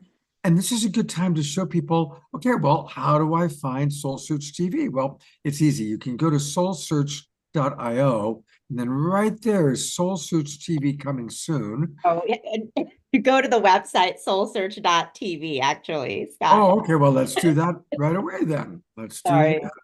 I've been taking the scenic route. Yeah, we can. So if you go to SoulSearch.tv, and there it is. Okay. Got it. There it is. On demand. And there's all the different shows that we're hearing about. Your Divine Intuition, which we were just talking about. Evolution 1, that's the SEAL show. There's Laura's show, the Ascension Codes. There's the Infinite Pathway. So many different beautiful shows that you've got And then if you scroll down, we have a lot more that are also coming soon. Everything Temple Talk with Amanda Romania, How to Medium Well with Adelita, Multidimensional Traveling with Charlie Lamson, Becoming the Avatar with Kalina Malnar, and many more that we haven't even put out here. I think probably we have another at least 20. Barbara knows the number that are in the works and underway. So we're just so excited and grateful for all of our incredible healers and practitioners coming forth to share their journeys and to share their magic and to share their wisdom. And, like you can see here, it's always so beautiful just to see what a diverse group of practitioners, wisdom keepers, healers we have, and all the different modalities available to us, everything from Peter and his beautiful music to Lara and her light codes and light language. So, the channeling, the intuitive guidance. So it's so rich. And for people to begin the exploration wherever they are on their journey, and then to be able to choose their own adventure and continue, that's what this is all about. And for people, to see who they resonate with and then dive in deeper. And, that's what we're opening up to people all over the world, which is really exciting. And we're just so excited to have, our amazing practitioners here sharing their gifts, sharing their teachings, sharing their guidance, their wisdom, and their personal stories, because that's fascinating for people as well. We often have these preconceived notions of what a spiritual teacher looks like or acts like, or what they share and impart with the world. And when you just start tuning in and seeing the beautiful diversity of who we have, and who we can work with, who we can talk to, who we can listen to, it's amazing. Well, this is a good time for us to bring up your partner, Barbara, since you're talking about Soul Search and Soul Search TV and all that you're creating together. And I know that you do so much, and a lot of that is because now you have this wonderful partner. Yes, welcome, Barbara. So Barbara Tintori, a lot of you all have met her in person and live, and Barbara's an integral part of our Soul Search team. She works with and manages a lot of Soul Search TV, working with our amazing practitioners, helping them get clarity on their shows and their concepts, and just bringing all of this to life. So thank you, Barbara, and welcome. Oh, thank you so much. I feel so much joy. I felt joy when I signed on, but the amount of joy I feel right now, I don't have any words for. What a beautiful, joyous evening. And what would you like to share that you're excited about your life, or about Soul Search or Soul Search TV? I want to share with the audience. So much. So first of all, for Tangela and I to have found each other last year in 2023. I'm so happy there was a really bright spot of 2023. So much of it was, was an opportunity, let's put it that way. I was coming off 2 years of long haul COVID and being challenged with that opportunity, really working with ways on how to kind of react to that challenge and rise to that challenge. And I knew that I was on the right track when Tangela and I found each other, basically. And we were on a very similar mission. My background is in acting and producing. I'm also a Reiki master and intuitive. And for me, my goal, my mission was always to combine those two worlds, my spiritual and my creative. And after my challenge with long haul COVID, I wasn't really sure how that was going to happen. I learned so many lessons about surrender in those 2 years. It was really a beautiful time. In retrospect, I'm glad it is almost over. But for me, having really combined my mission with Tangela's mission to really provide conscious content in a way that informs and enlightens and empowers people on their path, no matter where they are. and to have it come in an entertaining, beautiful form, that has been really the best part for me in starting 2024 is having Soul Search TV launch and really rolling with that. And in particular, one amazing thing that I really want to speak to that has come up a couple of times tonight is this whole concept of normalizing all of these things for the average person. So we are in a time of awakening where there are people who are didn't even realize they weren't already awake or didn't even really know what that means. And they're being nudged and they're being challenged with things, and they are thinking that they may be going crazy with everything they are experiencing. So for me, there's no more important time than to provide conscious content that allows people to understand these are normal things. You too can go commune with a dragon and, glean wisdom. You too can participate in light code languaging. You too can have a visit from your loved ones in spirit, and for it to be as normal as going to the grocery store that day. So really, as we allow these concepts to be more mainstream in our world and in our lives, that will help us all in this time of awakening. And that is one of the biggest missions of Soul Search TV, to bring that concept of normalization to the mainstream through a diverse array of shows, as you can see tonight, with many, many more on the horizon. Beautiful.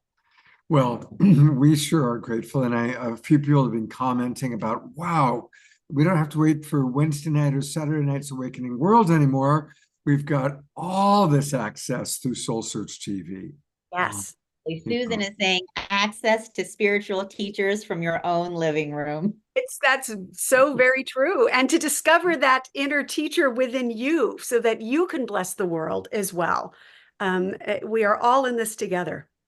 And what we also love is because the shows are created by our practitioners, people can dive deeper, whether it's taking a course, going on a retreat, doing a private session, buying a book. There's so many ways that people can continue going deeper with the practitioners that they're going on this journey with and more. So we offer that pathway, and it's just, I think it's very unique for people to be able to tune into something like this. Yeah, that's what makes us so special as well. I mean, there are, other ways you can listen to spiritual practitioners in this world and what they offer, but through us, you can actually engage with these practitioners. You can go on trips and retreats. You can take courses. You can have a personal reading or a personal healing, and it becomes more of like a tribe or a family. And that's what we would love, to provide that safe and sacred space for people to find their tribe wherever they are in their journey. Beautiful. Well, you're doing it. You're absolutely doing it. So, Speaking of new beginnings, really. exactly. Well, we've got a lot to digest. Now, everybody watching, we're going to do an Omushar song, and we're going to come back and we're going to do Q&A. So if any of you in the audience have questions for AJ and Thomas or Barbara or Tangela or Laura or Ashita, and Charlie, we're going to see the newlywed, Mr. Tangela. Charlie is with us. So we're going to have a really fun roundtable conversation. So think about your questions, start putting them in the chat box, and let's digest all of this, get ready for our roundtable discussion with a wonderful musical interlude from our beloved brother, Omushar.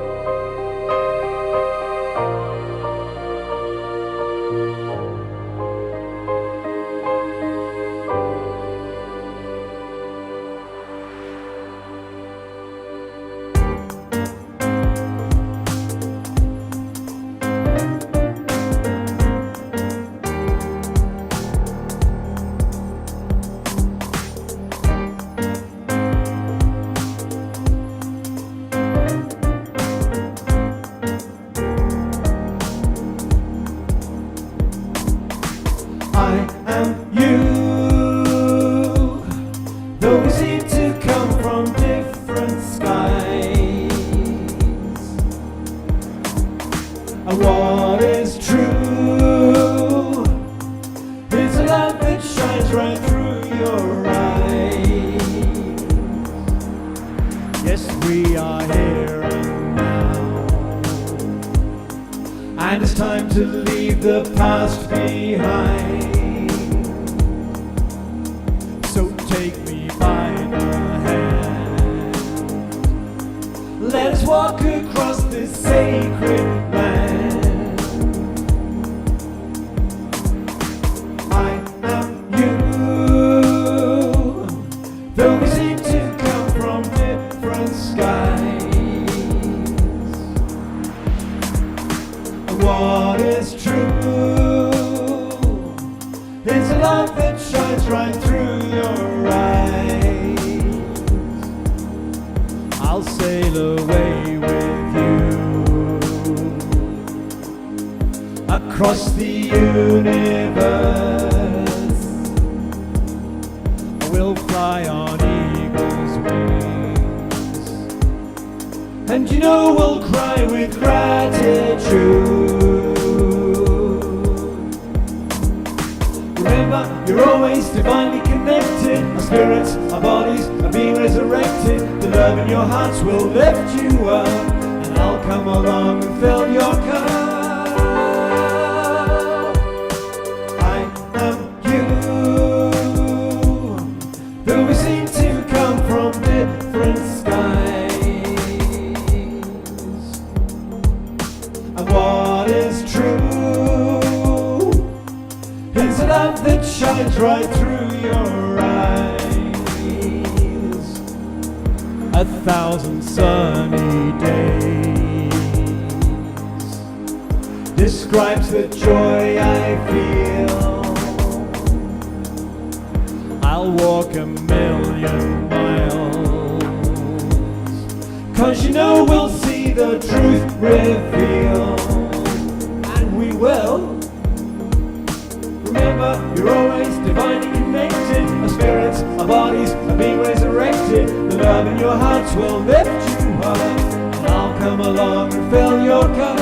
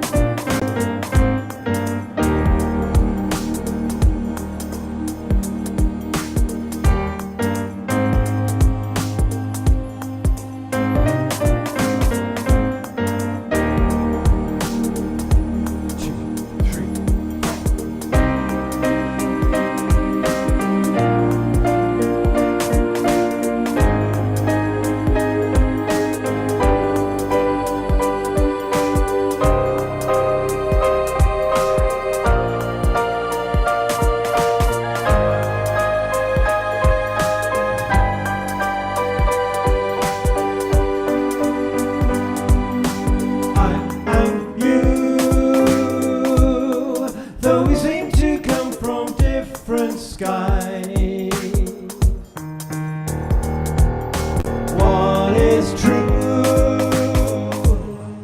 is the love that shines right through your eyes, Adora.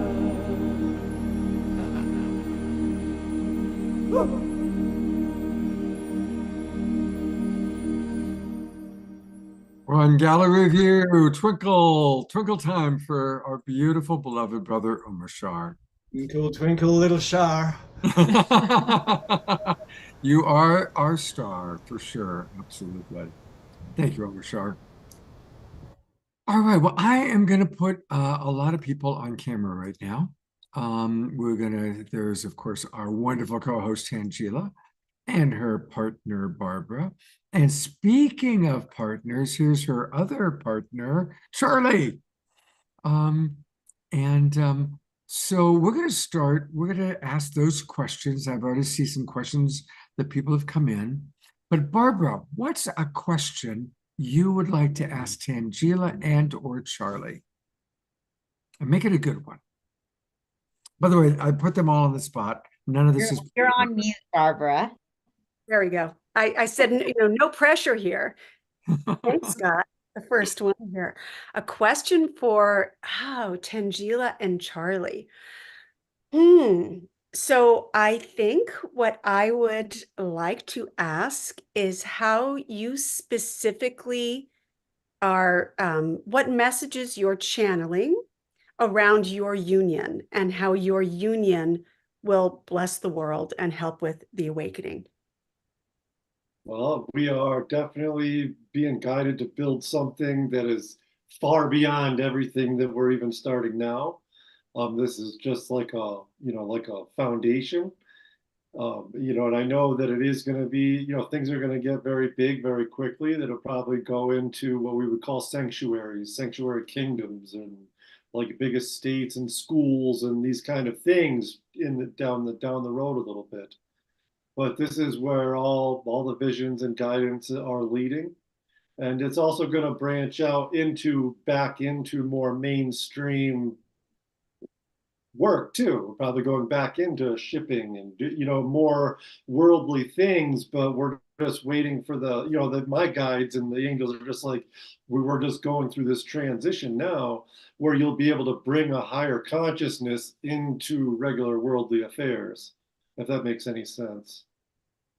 And so that's what everybody's doing, really. But this is what we're doing. Great Exactly. job with the opening question there, Barbara. And as an actress, I thought she can handle some improvisation. That was definitely a big question, Barbara, but I think, what Charlie was talking about is really this, this great awakening that we were all talking about on this show, and what we're doing here at Soul Search, all of us coming together, we are seeding the consciousness for a true revolution of love. And to be able to hold that love and be that love.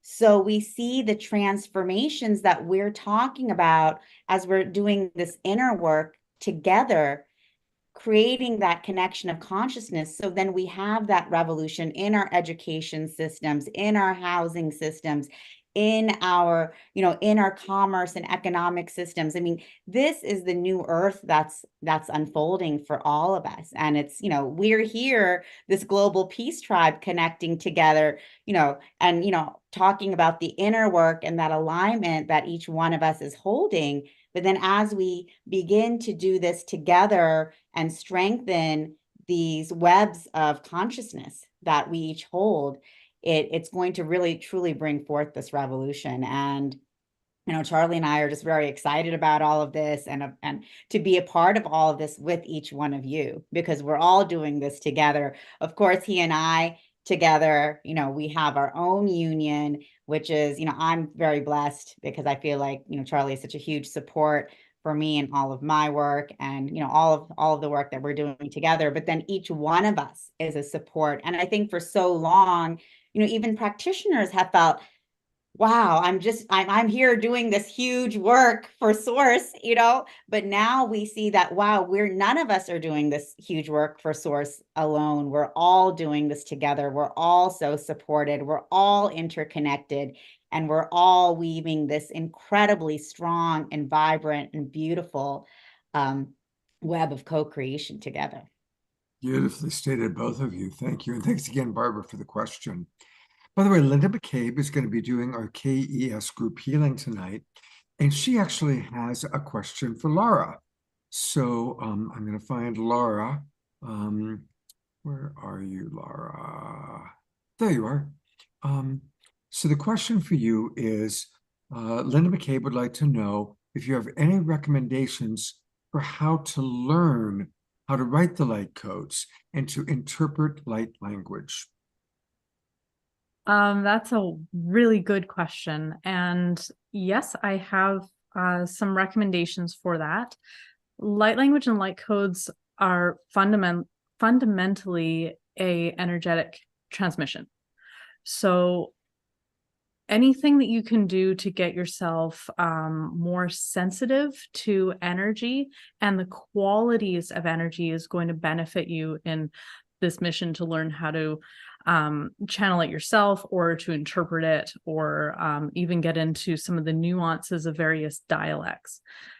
Ultimately, it is a heart-based transmission, so it's helpful for us to do a lot of heart work, to get in touch with our heart, to expand our heart, and know our own energy so that we can decipher with greater accuracy those different channelings and how they come through and what they can all essentially mean or be doing.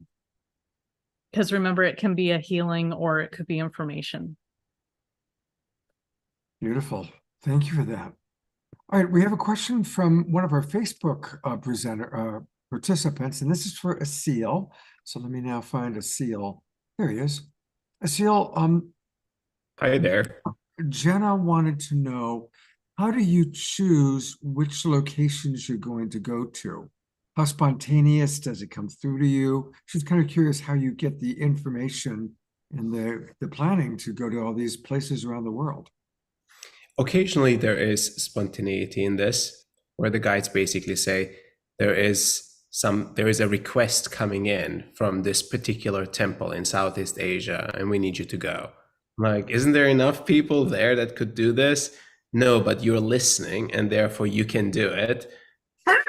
Okay, so this is something that sometimes arises, and then I have to shift plans around to be able to do that. In other ways, there is a much bigger picture that I'm given where basically there is energy lines that run across the planet through entire continents, entire countries. And so a core of the work started in the Middle East, and a lot of the countries in the Middle East were covered by going to different places of former battle zones, war zones, as well as countries that are very difficult to get into as a civilian, and moved over Europe and is now reaching all the way into Western Europe. And the other part of the work that we've been starting to do is through Central America to North and South America. And at some point there will be Africa, there will be Asia and Far East Asia and so on. Ultimately, if you have a connection with a country, with a sacred site, in some ways that it's coming to you in meditations, that is coming to you in visions, that is coming to you in dreams, there is an important piece there. And it's worth exploring, either from the comfort of your home or truly making the journey your pilgrimage to that place. It's almost like a soul retrieval. You know, at times I go to a place and I think to myself, I would have never come here if it wasn't for the guide sending me to some ancient temple in Iraq or in Saudi, right? Like just going to a place that I would have normally not chosen to go. And here I am, and I feel a part of my past life or past lives coming together almost like a puzzle piece being set into place. And I feel that a lot of us, we've had so many lives that, for better or worse, are complete or a little bit incomplete. And this is an opportunity to return and connect with the energies that are available to complete certain aspects of our past lives.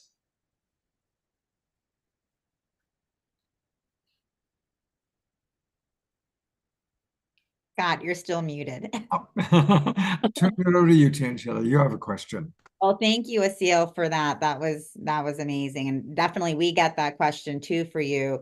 How do you choose those sacred sites? And we also have a question that we get a lot for AJ and Tom. Actually, even yesterday, it came in for us. AJ and Tom, people ask us all the time, how did you begin? Do you actually channel simultaneously from the mind of divine mind? And how did that start occurring for both of you? Great question. Funny story. We both independently channeled entities. And so when we started our channeling practice together, or our meditation practice, actually, we naturally went into channeling, and we wound up giving each other, taking turns. So AJ would channel the extraterrestrials and I would help facilitate it. And then we'd both be in meditation, and then we'd switch, and I'd channel what we called at the time the grandfathers. And we just do it that way, week after week after week. And then one night, AJ channeled the grandfathers and I channeled the extraterrestrials. And we were like, what's this about? And they kind of explained that, there's one universal mind. We're all together. We're all related. We're all connected. And so we want to introduce you to more. And we want to bring a whole collective through you. Now that we know you could do this. And so that's sort of how that all began. And, it was really interesting because they said, although we have very distinct vibrations and very distinct energies, which is how you know us, which is how you know your avatars, which is how you know how you're dealing with an ascended master as opposed to an archangel, for example, or, your relative that's passed on as opposed to an elemental, for example. But they all each have distinct energies. But they said, there's no separation up here. We all know each other. And it was interesting because when we asked the question to the native elders, like, how come I'm channeling the native elders now and Tom's channeling the extraterrestrial? And the native elders said with kind of a wink and a nod, well, they're our ancestors. Who do you think we learned from? And so I thought that was just a delightful answer that, knowledge is universal. It's all out there, like the tree of life behind us, reaching up into the sky and the universe, and then the roots down into Mother Earth and Gaia. I mean, we can learn so much from Gaia, just as much as we can from the heavens. Skill mastery, though, I have to say, is usually jumping off a cliff, right? There's a lot of risk taking. And there was this point when we sort of went with the guides and said, are we supposed to do this simultaneously? We're getting this sense, we literally could feel the energy move from one of us to the other. We'd feel it shift. We'd sort of feel this message that says his turn. And we don't always channel the same entity, but it is always that I know in my head, and this was one of the indications that said to do this, I knew in my head I had a word and he would channel it. And we'd find that was happening quite often. And so we really asked the guides to help us and to teach us. And then we just had to jump off the cliff and try it. And luckily, there's enough patience with the guides that they've continued to work with us and help us strengthen some of those connections. We've learned what we have to do together to maintain that unified mind. And it was interesting, Scott, you said something about us as a couple. There is, and that I just want to say, I would have asked a much more personal question than Gia, and I just want to say that. We might still get there. There's time. Yeah. Anyway, it is interesting because you have to blend energies as a couple. And so it's been interesting to see how it's changed our relationship. And not that we're sitting around going, I know what he's doing right now, or I know what he's thinking.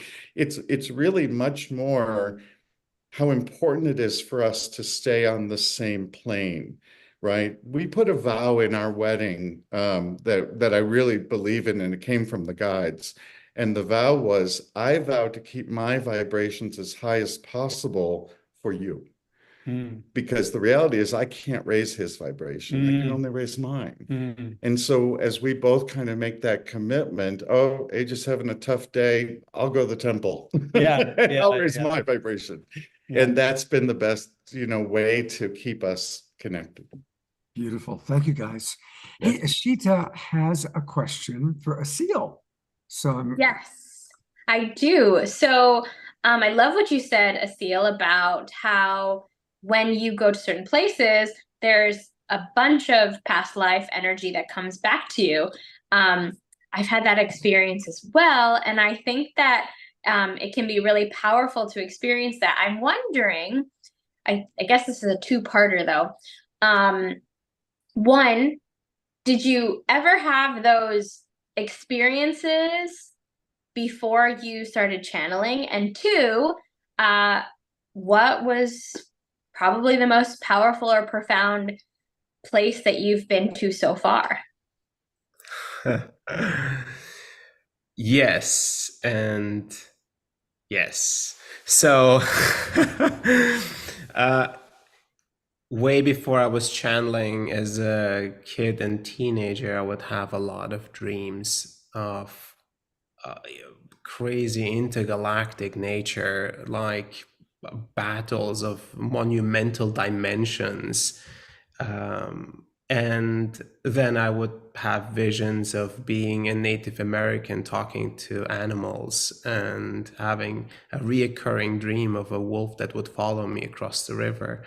So many things that shaped my life in a certain way, to the point that I actually moved to the US as a 20-something-year-old from Europe.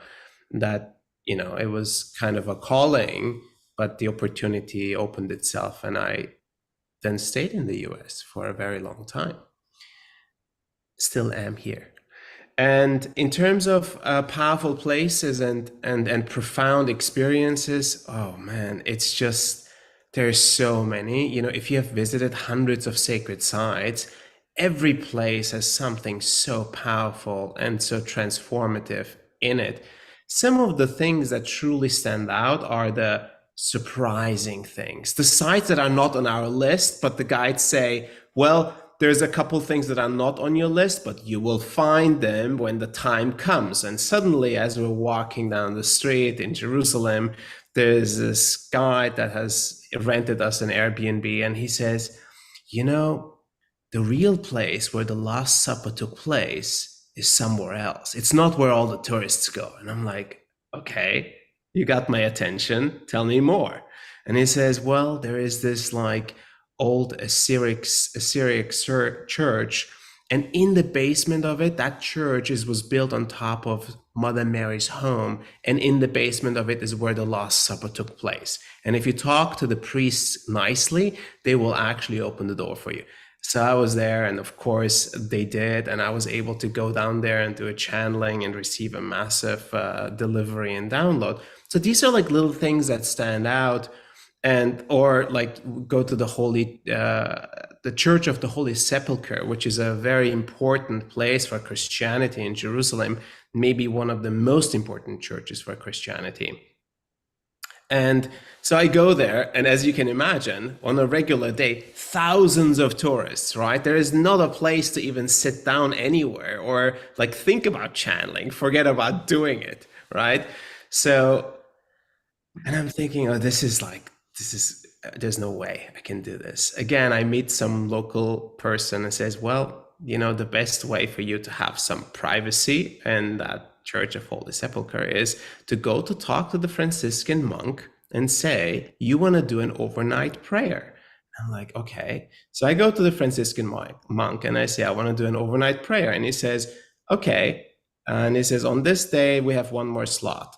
So there is 20 people they let in for an overnight prayer. They lock the door and you can only leave in the morning. There is no sleeping, only praying, right?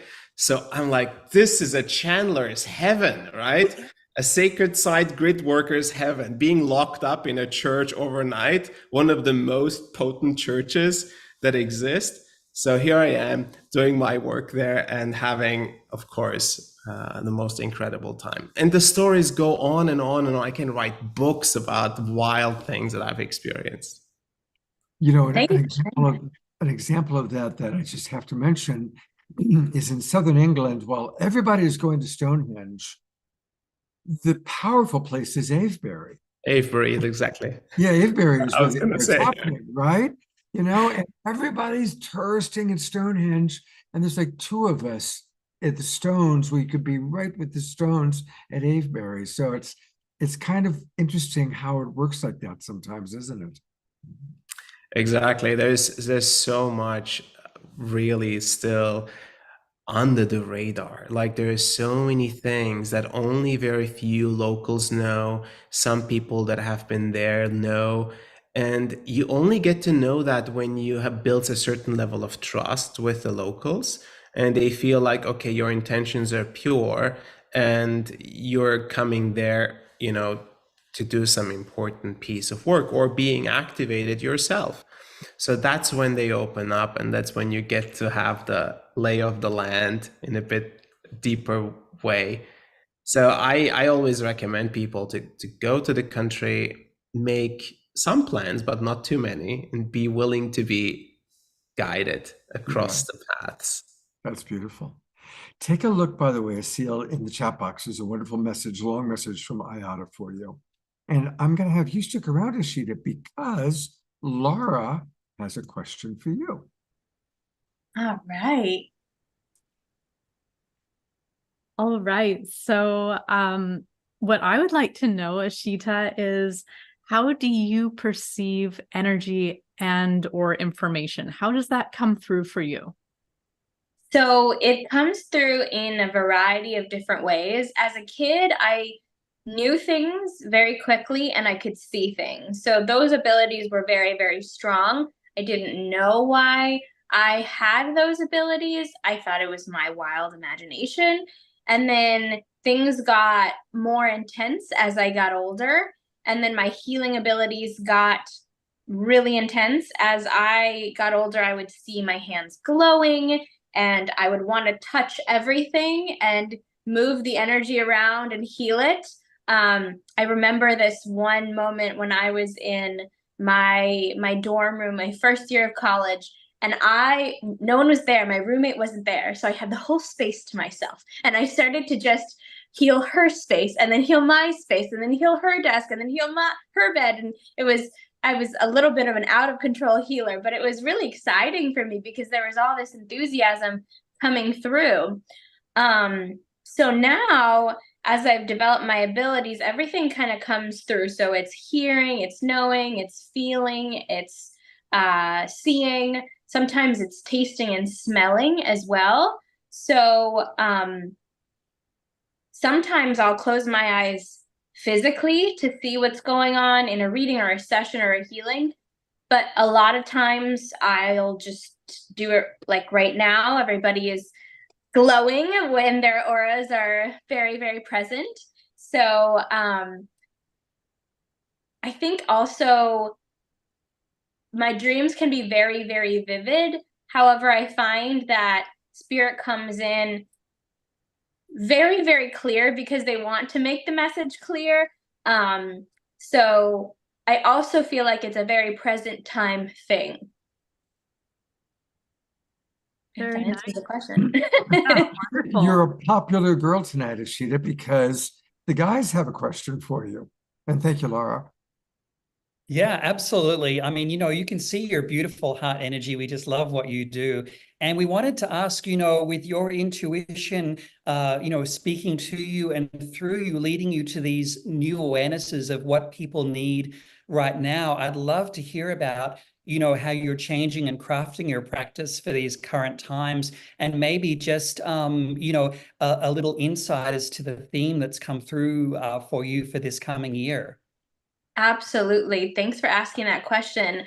And I think you guys touched on that too, a little bit about this big energy and the hurdles that are coming through. So really it's about kind of what Barbara was saying too, normalizing this practice for everyone. And I think really just getting the message out there as much as I can, because as you guys know, it's important to be able to give people ways to step through the door. You can't push them, but you can definitely give them the way to be curious and play.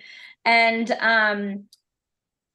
I think really what's happening right now is I'm taking a lot more one-on-one clients to help teach this stuff more than I am still doing readings, but I'm really closing up those slots because I'm finding that it's not in a reading that people can get the most powerful, but or the most power in themselves, but rather through a teaching so that they can own it to the next level.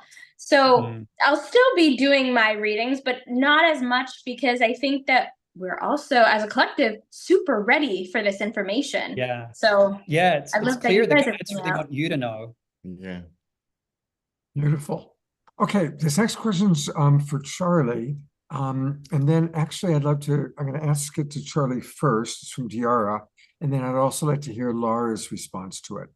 And it's about how to be taking this work more into the mainstream. What's your vision or your thoughts about how to take all of this work into the mainstream? Well, I would say that, let me think about this. Give me 1 second. taking this into the mainstream, it's gonna, what I mean is not so much, I mean, we're gonna be teaching this, obviously, but to be able to use this higher intuition and develop consciousness to connect with people on a higher level, I guess is gonna start, us being in the mainstream worldly things is elevating other people's consciousness. This is how evolution is going to begin dissolving the corruptions and the deceits and all these things in the world and the way things don't work. It's not going to be by judgment by other humans, being like, they're the bad guy, and these kind of things. It's going to be people coming in that have a higher consciousness into all fields. It's already happening behind the scenes now. It has been for a while, but we're going to start seeing to be able to do things in a more knowing way. And for me, this is developing my healing abilities and teaching abilities. But my plan is much bigger. I want to go back into more conscious tree work. I did tree work for years. Where I can now work. I'm in communion with the elemental kingdom and things like this at most times. And now we can take that higher consciousness into farming, into tree work, into regular schools and this kind of thing, and integrate it into the books in certain ways that are, it's meant to happen. Beautiful. Thank you. Laura, what are your thoughts about that? Yeah, that was really nicely said, Charles, and I would love to build on some of those points. So normalizing again, like this is coming up time and time again throughout tonight. Everything that we're doing is completely normal. What's the falsity is that it isn't anything but normal. So I think bringing this to mainstream is coming in as grounded as possible, not making a big deal out of things, because it really doesn't have to be a big deal. It's normal. It's completely normal to feel energy. We're sensitive beings. We should feel energy. We should be able to communicate with each other energetically and heal. We all have chakras on the palms of our hands that are capable of sharing healing energy. So I think just being very grounded, being in our heart space, and then sharing whatever it is that we know. We're each gifted in a unique set of ways. And I think learning how to get away from the spiritual jargon that can kind of trigger some people who might not be ready to jump into all things spiritual will also be helpful. So again, very normal words, very normal language, and being clear in the delivery whenever we're sharing something so that it is just almost basic, like it's almost simplifying things, not making it too complicated, because I think it's very easy when we get into talking about all these different energetic things, like we're trying to describe things that are a little bit or a lot abstract. It's very hard in a lot of ways for the human brain to conceive of a lot of things that we are experiencing. And I think teaching people how to feel, how to trust their intuition, which is why, Ashita, the work that you're sharing in your show is brilliant. Like I think Soul Search is a really good answer. Actually, is a really good answer for bringing this to the masses and making things all more mainstream.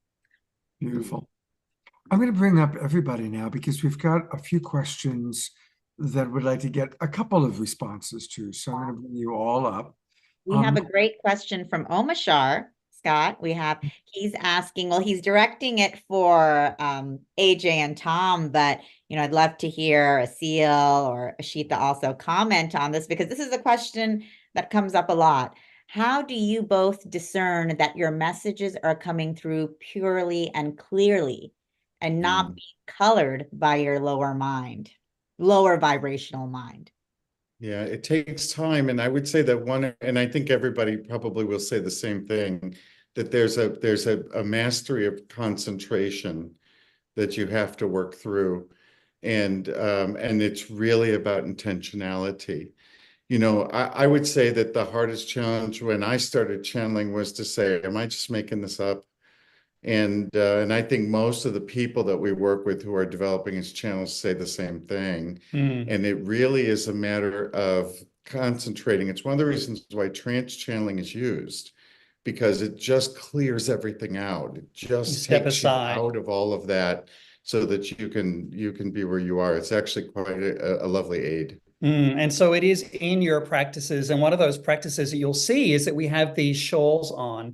And these are high vibrational shawls that we wear that signify that we are in the mode of the channeling. We have invited the guides in.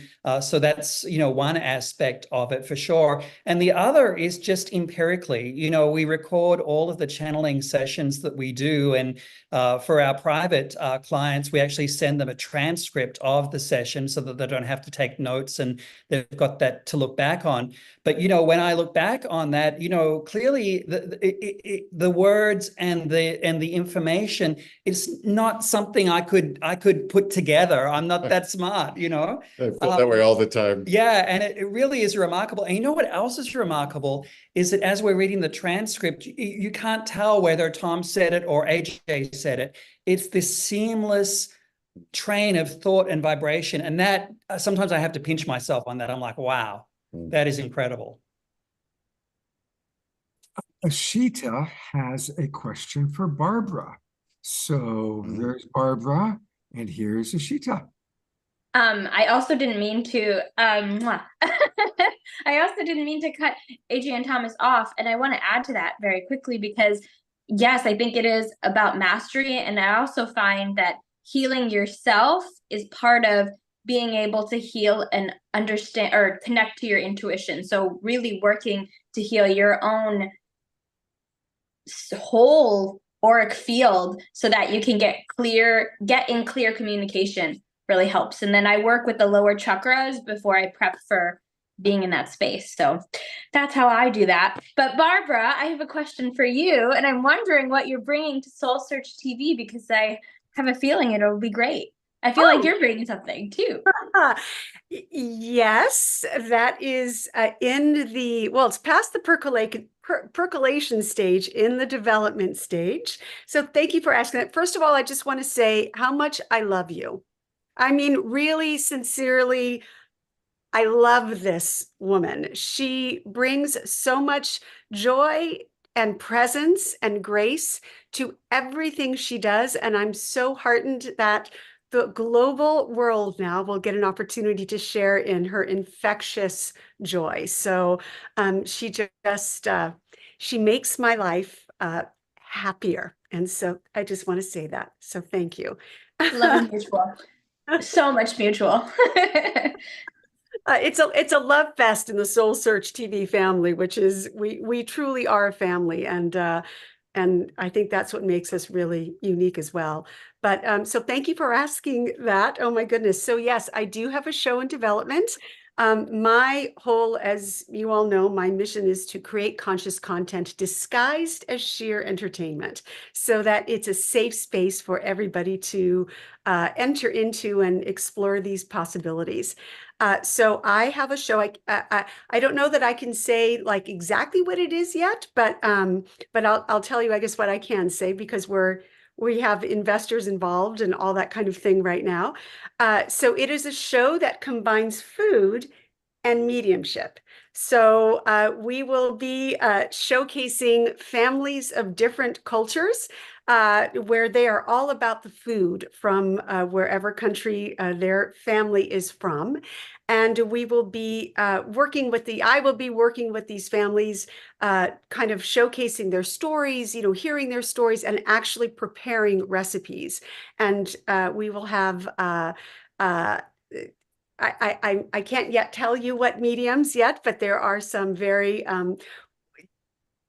beloved mediums who are going to be joining us and doing readings for the family. So the premise is that food and cooking and community and sharing that love opens portals, and it allows for easy spirit communication. And so we're hoping to get messages from loved ones in spirit, and so we're hoping to bring in foodies who don't quite know they're not awake, and spiritual people who will learn more about food. So it's a win-win. I'm 100% Italian, so I grew up with food is joy, and then this little psychic child, and feeling spirit all around me all the time whenever there were parties and big events. So as a matter of fact, I have to share the first thing after my mom passed.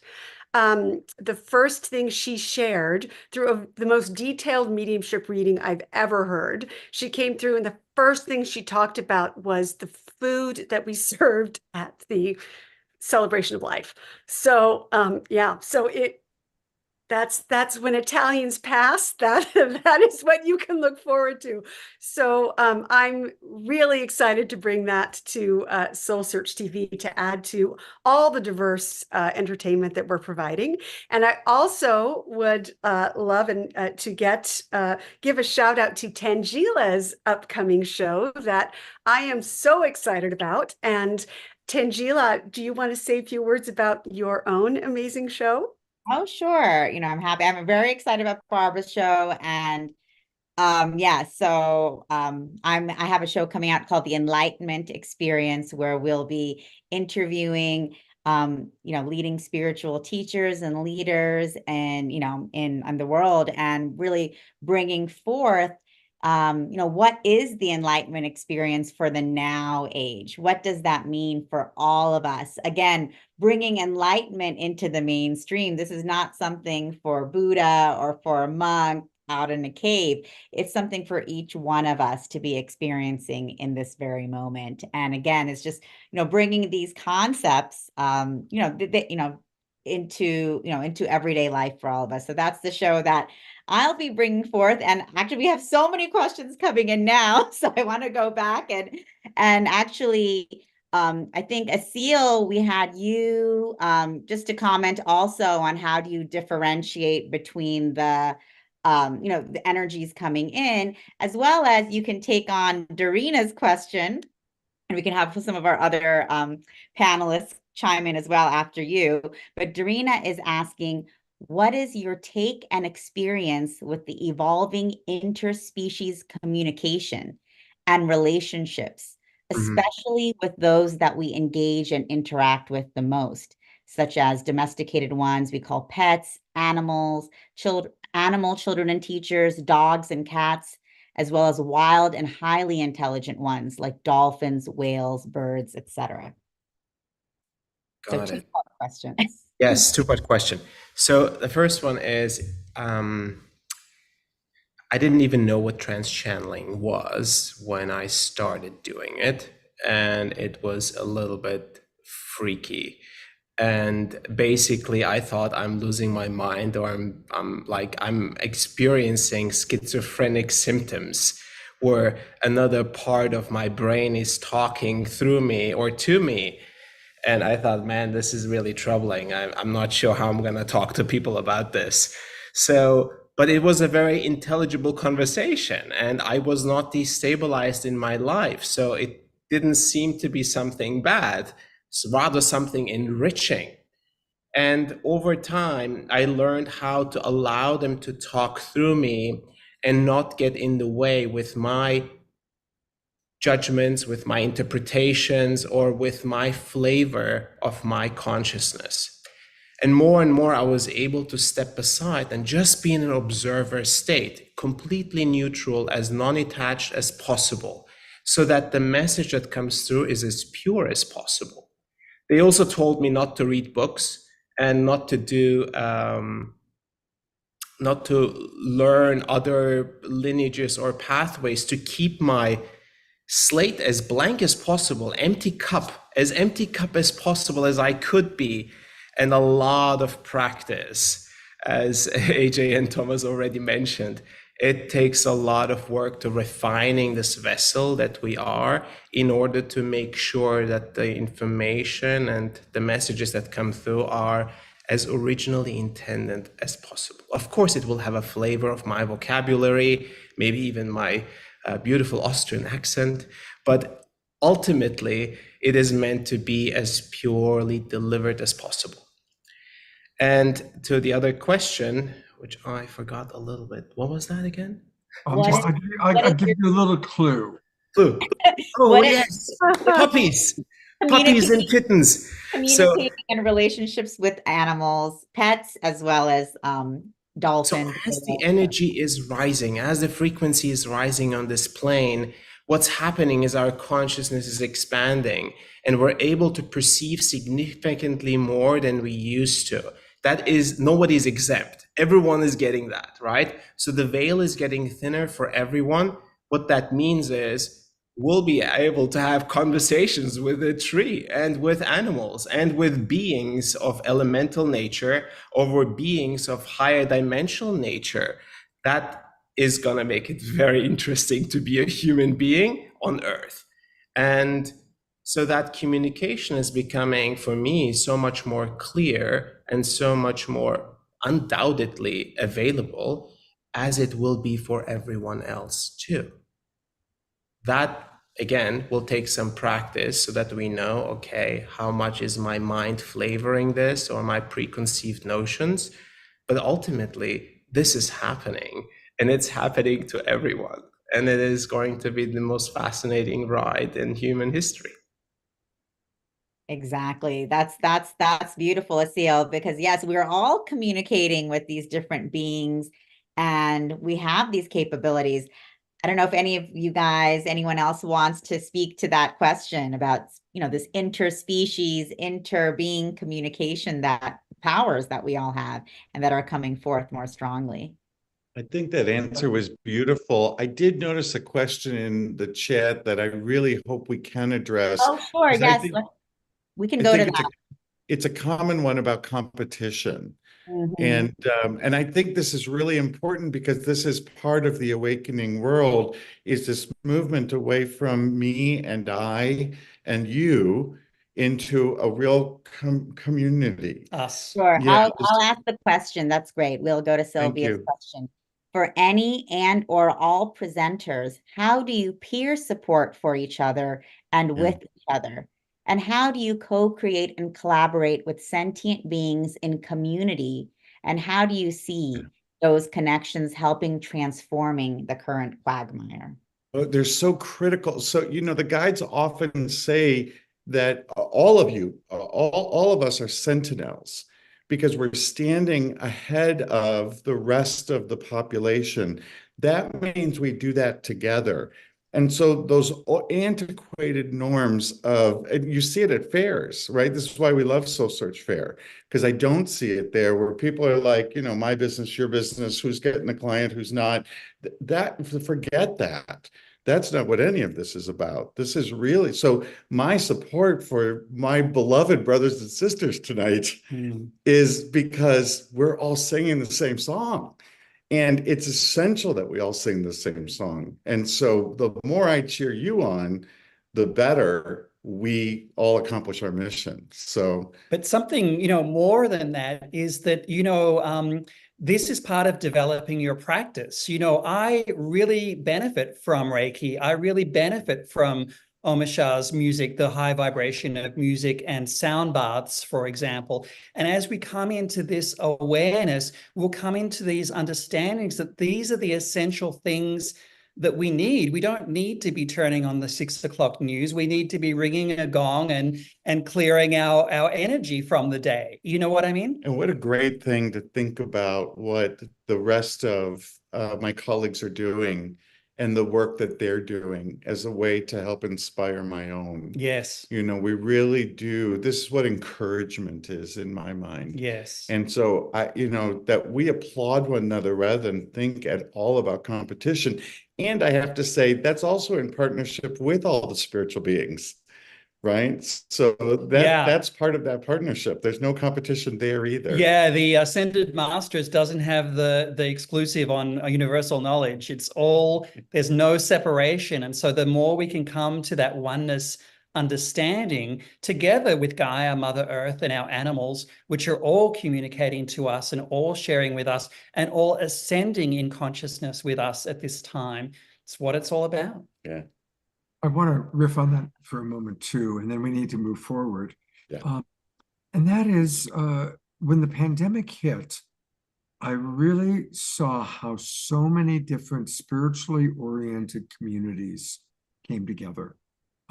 It was really beautiful to watch. And, you know, there's a lot of crazy things going on in politics and so much division between Republican and Democrat and mask versus no mask and all that, vax or no vax. But in our spiritual communities and the people that you see on the Awakening World, the Evolutionary Leaders Network, Soul Search, Unity Earth, you know, all these different people, there was like, hey, whatever is your truth. And it was like a shift of the higher vibration people, the ones you see on this show, were like inclusive and accepting and understanding, and we're all collaborating and supporting each other. And it was a big shift from that competitive world, because I grew up in the entertainment industry in LA, which is very competitive, to the world that we're all sharing and that you're describing right now. And look at how we all are supporting each other even tonight, right? It's very, very beautiful. I'd like to add something to that for a split second, if I may. Absolutely. Sure. So the one thing that I'm seeing is this huge wave of awakening that humanity is going to go through. And I'm seeing millions of people awakening at the same time. We're going to need everyone who has been in service to step up and do their service and to support each other in this process. There is absolutely no reason for competition because we're going to have our hands full. I can guarantee you that. Yeah. And everyone who's been considering to be in service, get in gear because it's coming. Beautifully. Yes, absolutely. Beautiful. And Laura, you were just saying something as well in the chat, but if you want to share with the group as well your thoughts, we'll have you jump in here as well. Sure. Yeah, I was just saying that the only way to create the golden age, which is really where we're trying to get to right now, we're getting there, is through supporting one another in all that every individual needs to share and express. Again, like standing in your power, in your love, being of service, and uplifting not only yourself, but everyone else around you. Yeah, beautiful. Thank you. And so we have this incredible community of practitioners and, you know, all coming together in support of this great awakening. And there's, you know, we are operating far beyond like that old paradigm of competition. This is all about collaboration, cooperation, and supporting one another. All of us, being those pillars of light, anchoring in these energies for ourselves, for one another, for the collective. It's just so powerful. And I love that you asked that question, Sylvia. Thank you. That's great. So, thank you guys for all these amazing questions and for our presenters for jumping in and answering. Do any of our presenters want to add anything else just as we wrap up?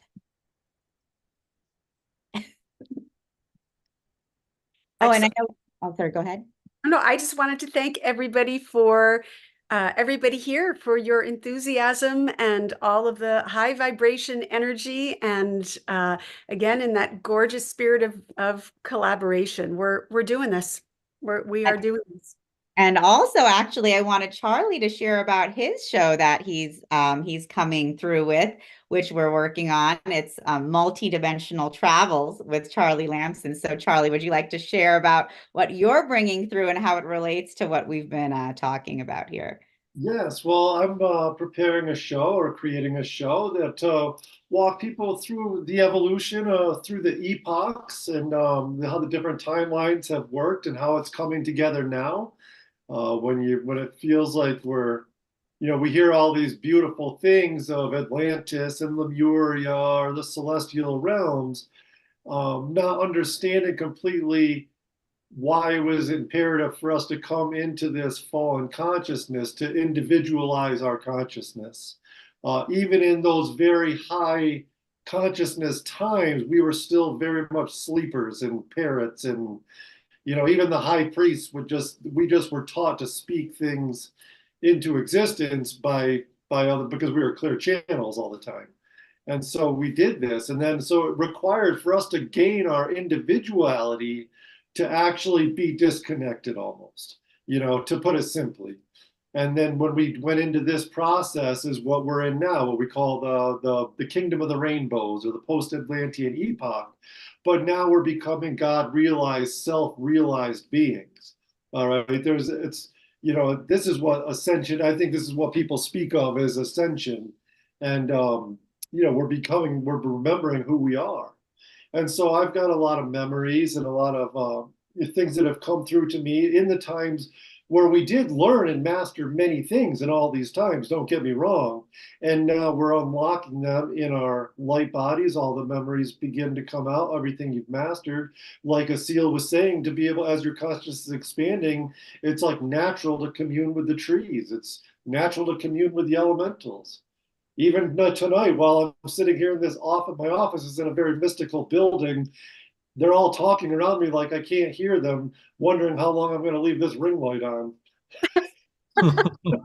They're like, why is he still here? Why is he still here? So it's like, so it's happening, and then when you start acknowledging, if you don't believe you're having the experiences yet, acknowledge the trees and talk to them like people, talk to them like beings that they are, and you will very soon start seeing it. And like AJ and Thomas was saying, it's like, is this my imagination, or because they're all characters, they all have their own little personalities, and the angels have their own personalities, but it comes with a feeling of love and purity and innocence. Even when they're being little troublemakers, there's an innocence about it. There's something that resonates within you that, man, I can't make this up. This just isn't, it's not me. And so I want to bring these connections in while I'm giving the stories or talking about certain things. I know my whole team is blessing everybody and activating the memories within themselves. So it's like not so much what I'm doing, but what I am doing, right? Oh, that's I want to say thank you to everybody. We got to move forward. But what a wonderful show. A big thank you to all of you for the wonderful things that you're doing.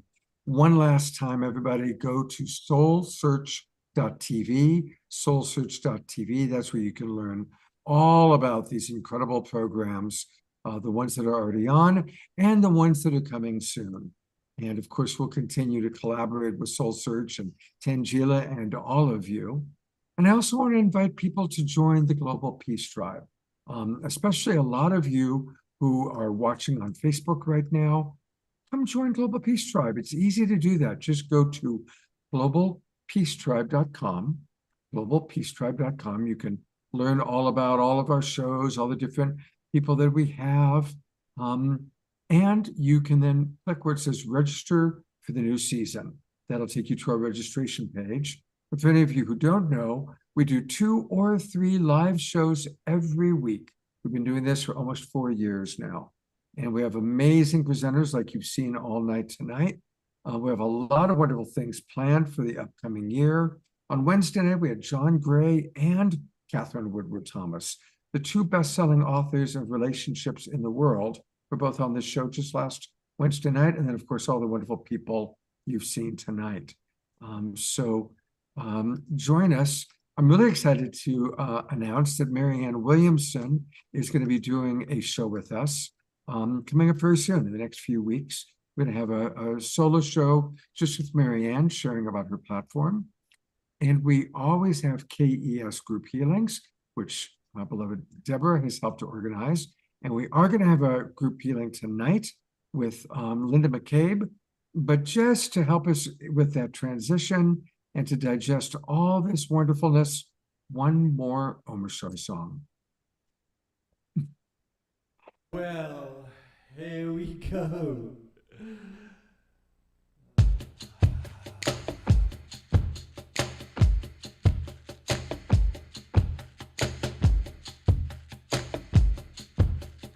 One, two, three, four.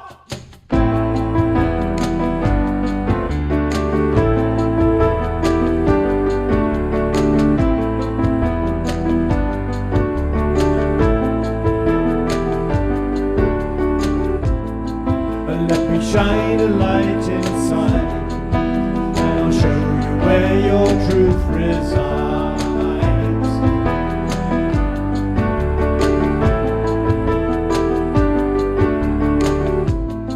I'll lift your eyes up to the skies, and I'll prove to you that nothing dies.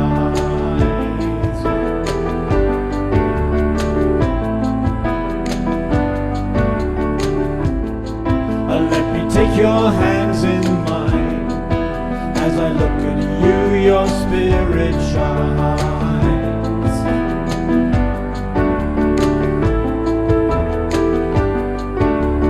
I know you hear me, so please do not fear me, 'cause I am here to lift you, restore you to glory, and love you and hold you and be your victory. My child, I will welcome you home. Welcome you home.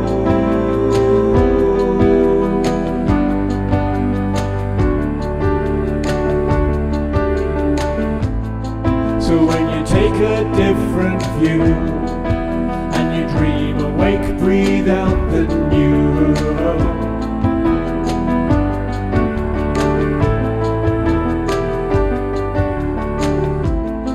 The world will come alive again as we dance and sing and make new friends.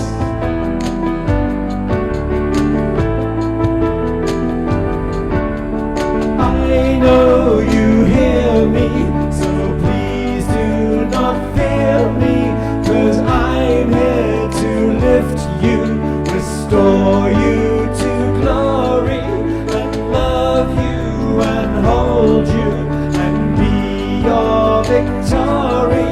My child, I will welcome you home. Welcome you home. Welcome you home.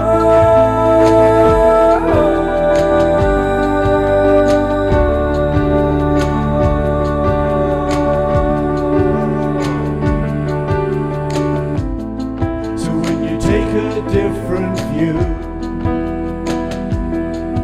and you dream awake, breathe out the new.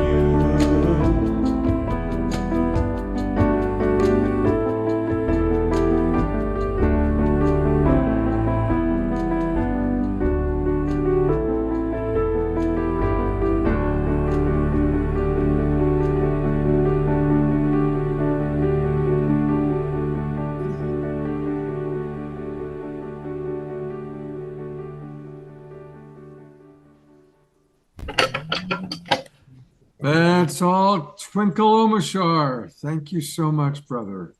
Thank you, thank you, thank you. Any thoughts that you have after watching tonight's show, my friend? Just to keep going. Holy smoke. You know, it's like we are coming to a place where we are going to distill everything, so our focus is always on the divine. 100%, totally. I know it takes a while to get there, and it's easy enough to say this. It is a practice, and I just realized that the refining that each of the presenters tonight have had to do to come to where they are now, so that I can hear and go, yes, that is truth, and it resonates with me. And so for me, it's just focus on the heart, focus on the divine always. I know my mind gets in the way sometimes and I mess up, but I pick myself up now really quickly. Namaste. Beautiful. Thank you so much. Thank you, Omashar. And hey, I want to remind everybody, there's one other announcement. Remember that Swami Beyondananda, you saw him last weekend. He and a lot of our favorite people are going to be doing a very special event on January 11th. So that's coming up this week. And he's got Larissa Stowe. I talked to Larissa today. She's excited about it. So Larissa's going to be there, Steve Farrell, a lot of our friends, and of course, Swami Beyondananda. So definitely put that into your calendar, January 11th at 5 o'clock Pacific, 8 o'clock Eastern. It'll be another way that we will all be coming together. And of course, we hope to see you on Wednesday night. We've got a wonderful show planned for this Wednesday night. As always, I'm really excited about this month's offering. So keep joining us. I noticed that Carol had spoken about the spirit of Ubuntu. A week from tonight, we will be celebrating Martin Luther King weekend, and we'll have Pato and Antoinette who will be showing clips from their documentary that they filmed in Africa last year about the spirit of Ubuntu. So that's going to be next week. I think I need to mute Omashar. There we go.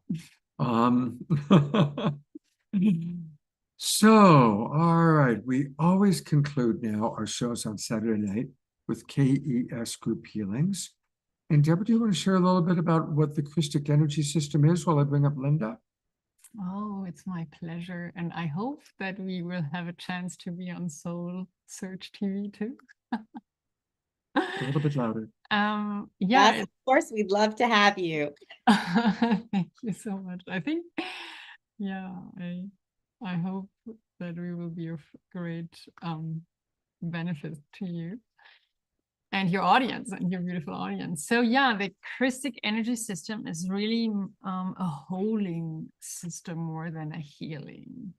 Of course, and it's basically a shift of energy. So everything that is not filled, every single atom that's not filled with 1000% light gets transformed, and the light comes in so that everything gets whole again. And of course, that is the process of healing. And we're talking about past lives, future lives, we're talking about karma, we're talking about dharma, we're talking about the physical body, the mental body, the emotional body, we're talking about everything you can imagine that really is capable to be transformed, and it's not quantifiable, and it's just really the divine that is working through us. So we get a glimpse of the light that goes everywhere, and it's only as much as you allow. So we always really can only repeat the word that I've once heard from Joshua, when he healed a blind man, and the blind man was full of gratitude for the healing, and Joshua was just saying, it's your faith, you did it yourself. Mm-hmm. And that's what we feel about KES as well. Whatever you allow is happening. We are just facilitators. The light is going through us exactly as beautifully as everybody shared tonight. We're not doing anything. We just allow really the light and the consciousness to work through us as much as you, beautiful souls, allow us to do. Yeah. Mm-hmm. Linda, what do you think? Beautiful. So good to see you, beloved Deborah. I miss you. Love you so much, both you and Scott. And I'm delighted to be here and be part of this incredibly uplifting show. So it's a joy. Scott, I think I'm going to have to transition to my laptop, though, because my phone just decided it's close to ending its battery life. So I'm going to join on my laptop, if that's okay with you. Absolutely. Okay. Well, mm-hmm. And I'll leave from here. Okay. So yeah, Linda will be with us in a moment as soon as I see you coming back on. And I did mention actually this Wednesday night, our show is going to be another edition of Authors That We Love.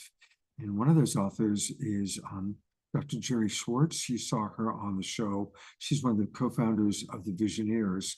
She's written a wonderful book all about aging and all about creating a whole new life, regardless of what age we might be. And I think that's going to be relevant for a lot of people. And we have 2 other authors that will be joining us. So definitely make sure you're with us on Wednesday night.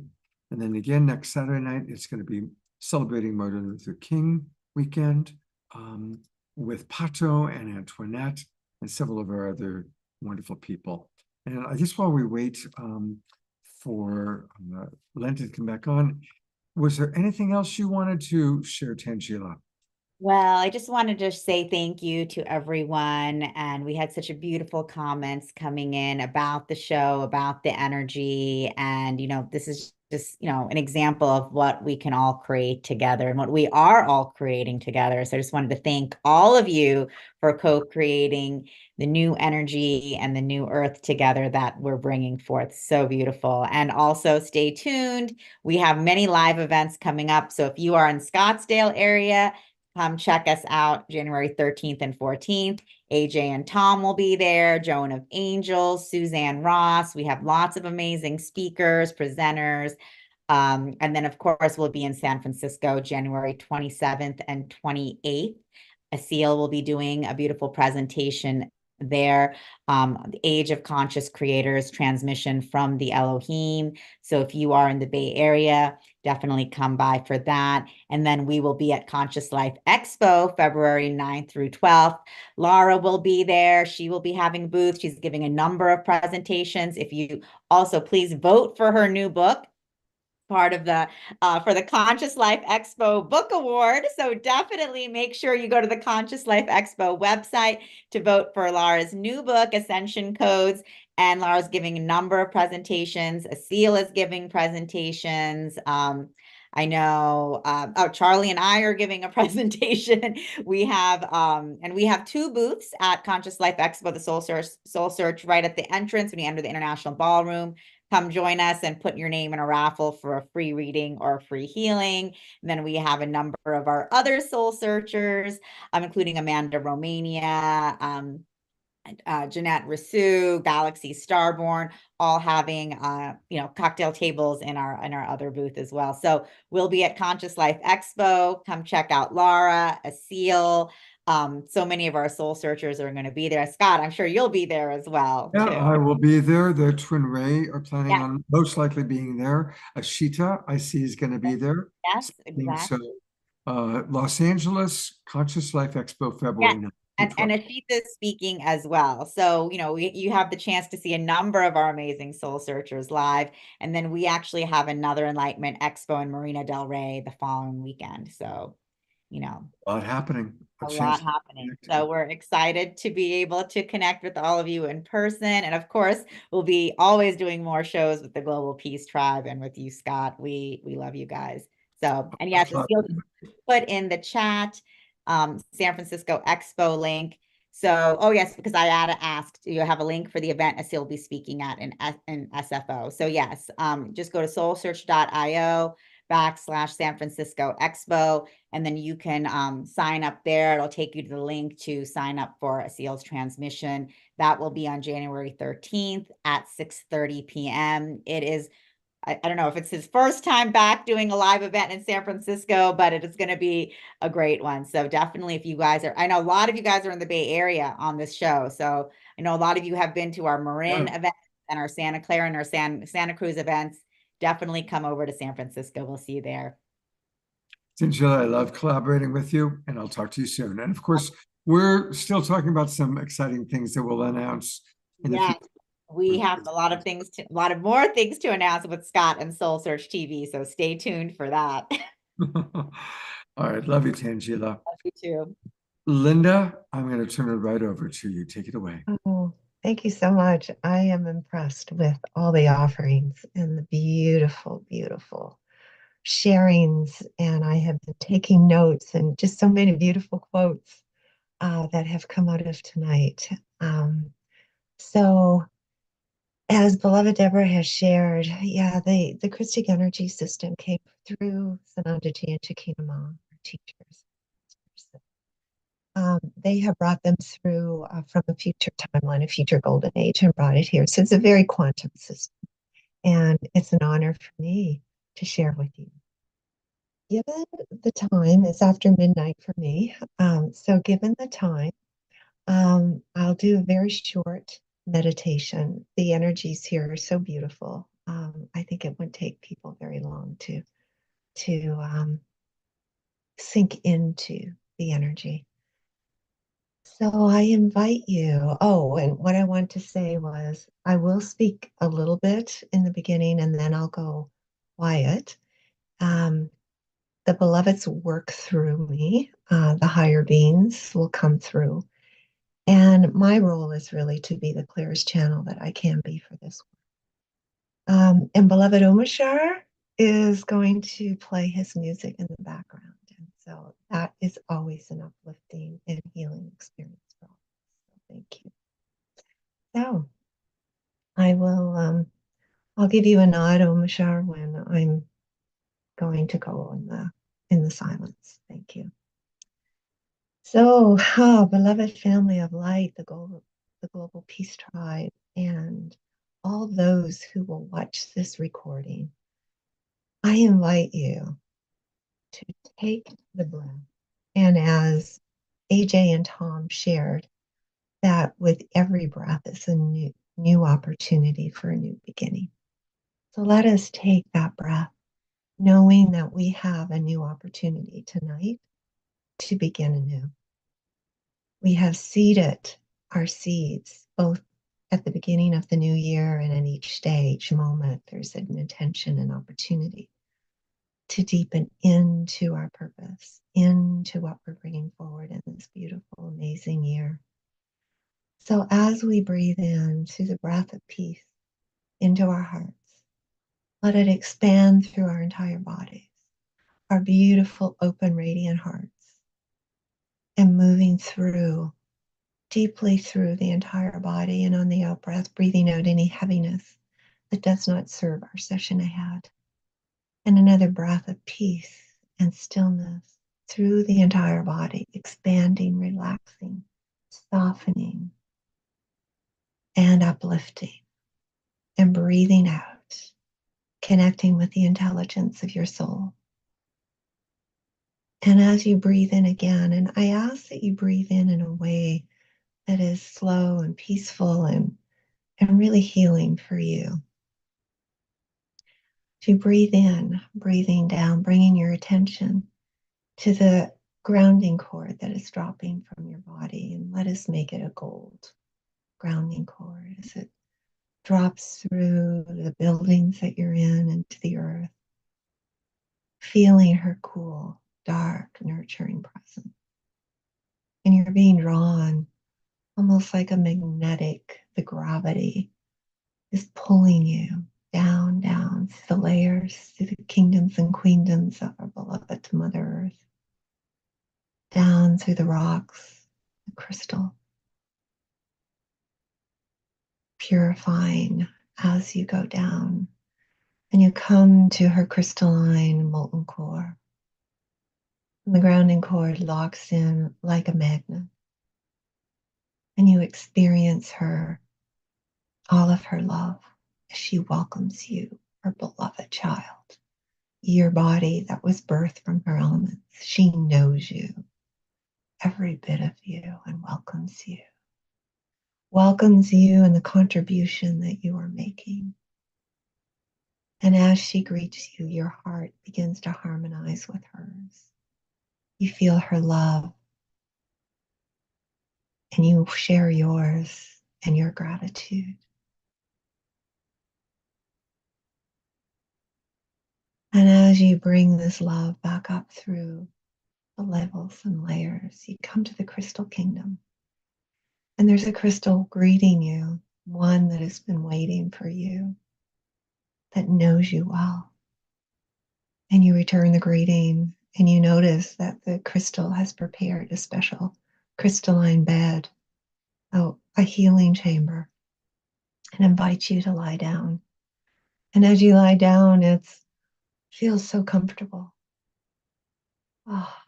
Soft even, surprising.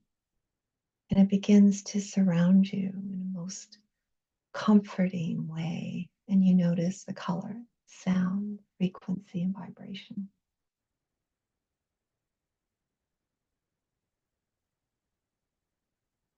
And as you breathe this in, knowing that you can leave it at any time. But as you're there, you're like the caterpillar, awaiting the transformation into the butterfly or the dragonfly, whichever suits, whichever vision captures your imagination. And coming back up, bringing your consciousness back up, and into your body as the love of the mother, the divine mother, goes into every cell and into your heart and expand your heart, connecting each heart, each one in this global peace tribe, connecting as well all those in the replay, connecting your hearts with one another and forming this beautiful container. And then moving through the next breath, moving up through the crown, up through the atmosphere, to the suns and the suns behind the suns, to past, having gone past all the planets and the stars and the zodiac, all the way to the great central sun, receiving the divine masculine, the beautiful, beautiful energies of the divine masculine, the love, the strength, the wisdom that is yours, that is here supporting you and bringing this down, back down through all the suns, through the kingdoms and queendoms of this beautiful cosmos, into the crown. And this divine masculine, this electric energy is moving through every cell in your body. And as it comes to the heart, it connects with the magnetic love of the mother in this beautiful merging co-creative dance. And you realize that this is you, the divine feminine, the divine masculine is you here now, present, merged, integrated. This beautiful column of light moving through each chakra. And imagine this container of light that you're in, beautifully surrounding you. The prayers have been set. Higher levels, angels and guides are here. The beloved, Sanandaji and Shekinah Ma are here. The beings of light from the realms of illumined truth are here, all supporting you. And you may sense, feel, or perceive a beautiful golden Christic shield coming up through from the Earth Star, up through your bodies, pausing at each chakra, clearing any energetic debris from the physical body, the light body, and the bioenergy field. It goes all the way up through this container.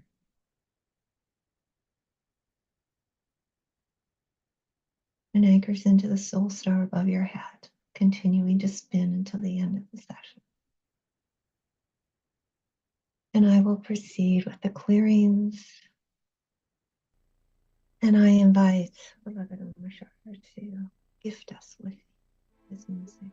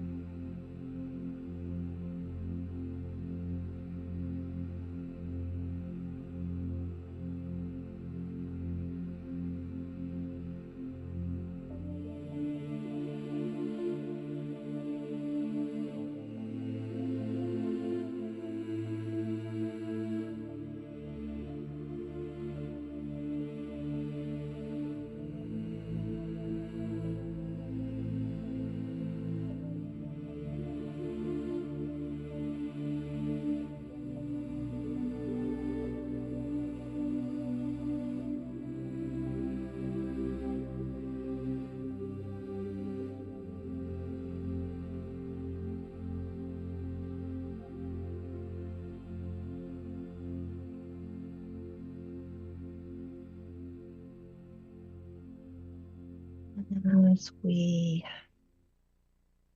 bring this healing to a close, I'm reversing spin on the Soul Star Golden Crystal Shield and bringing it down, continuing to clear, close, and seal the energy.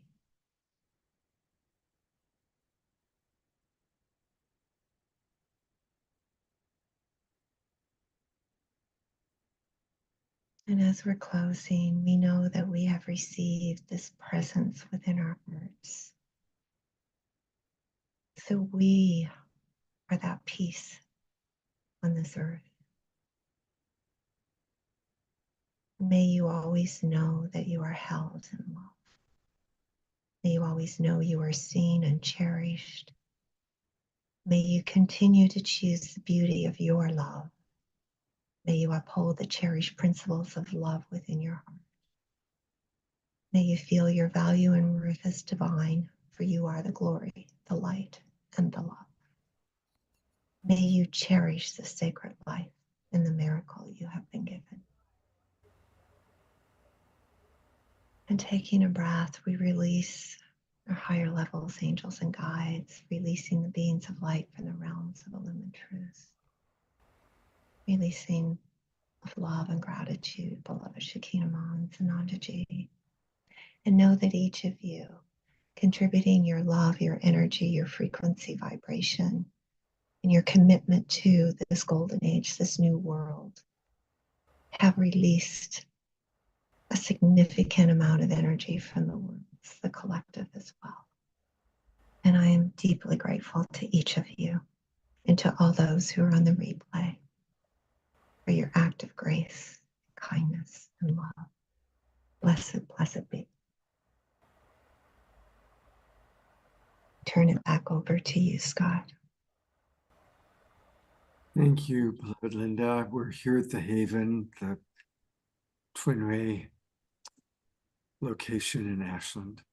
So it's very beautiful to receive your incredible gifts. And thank you so much, Linda. A lot of people are thanking you.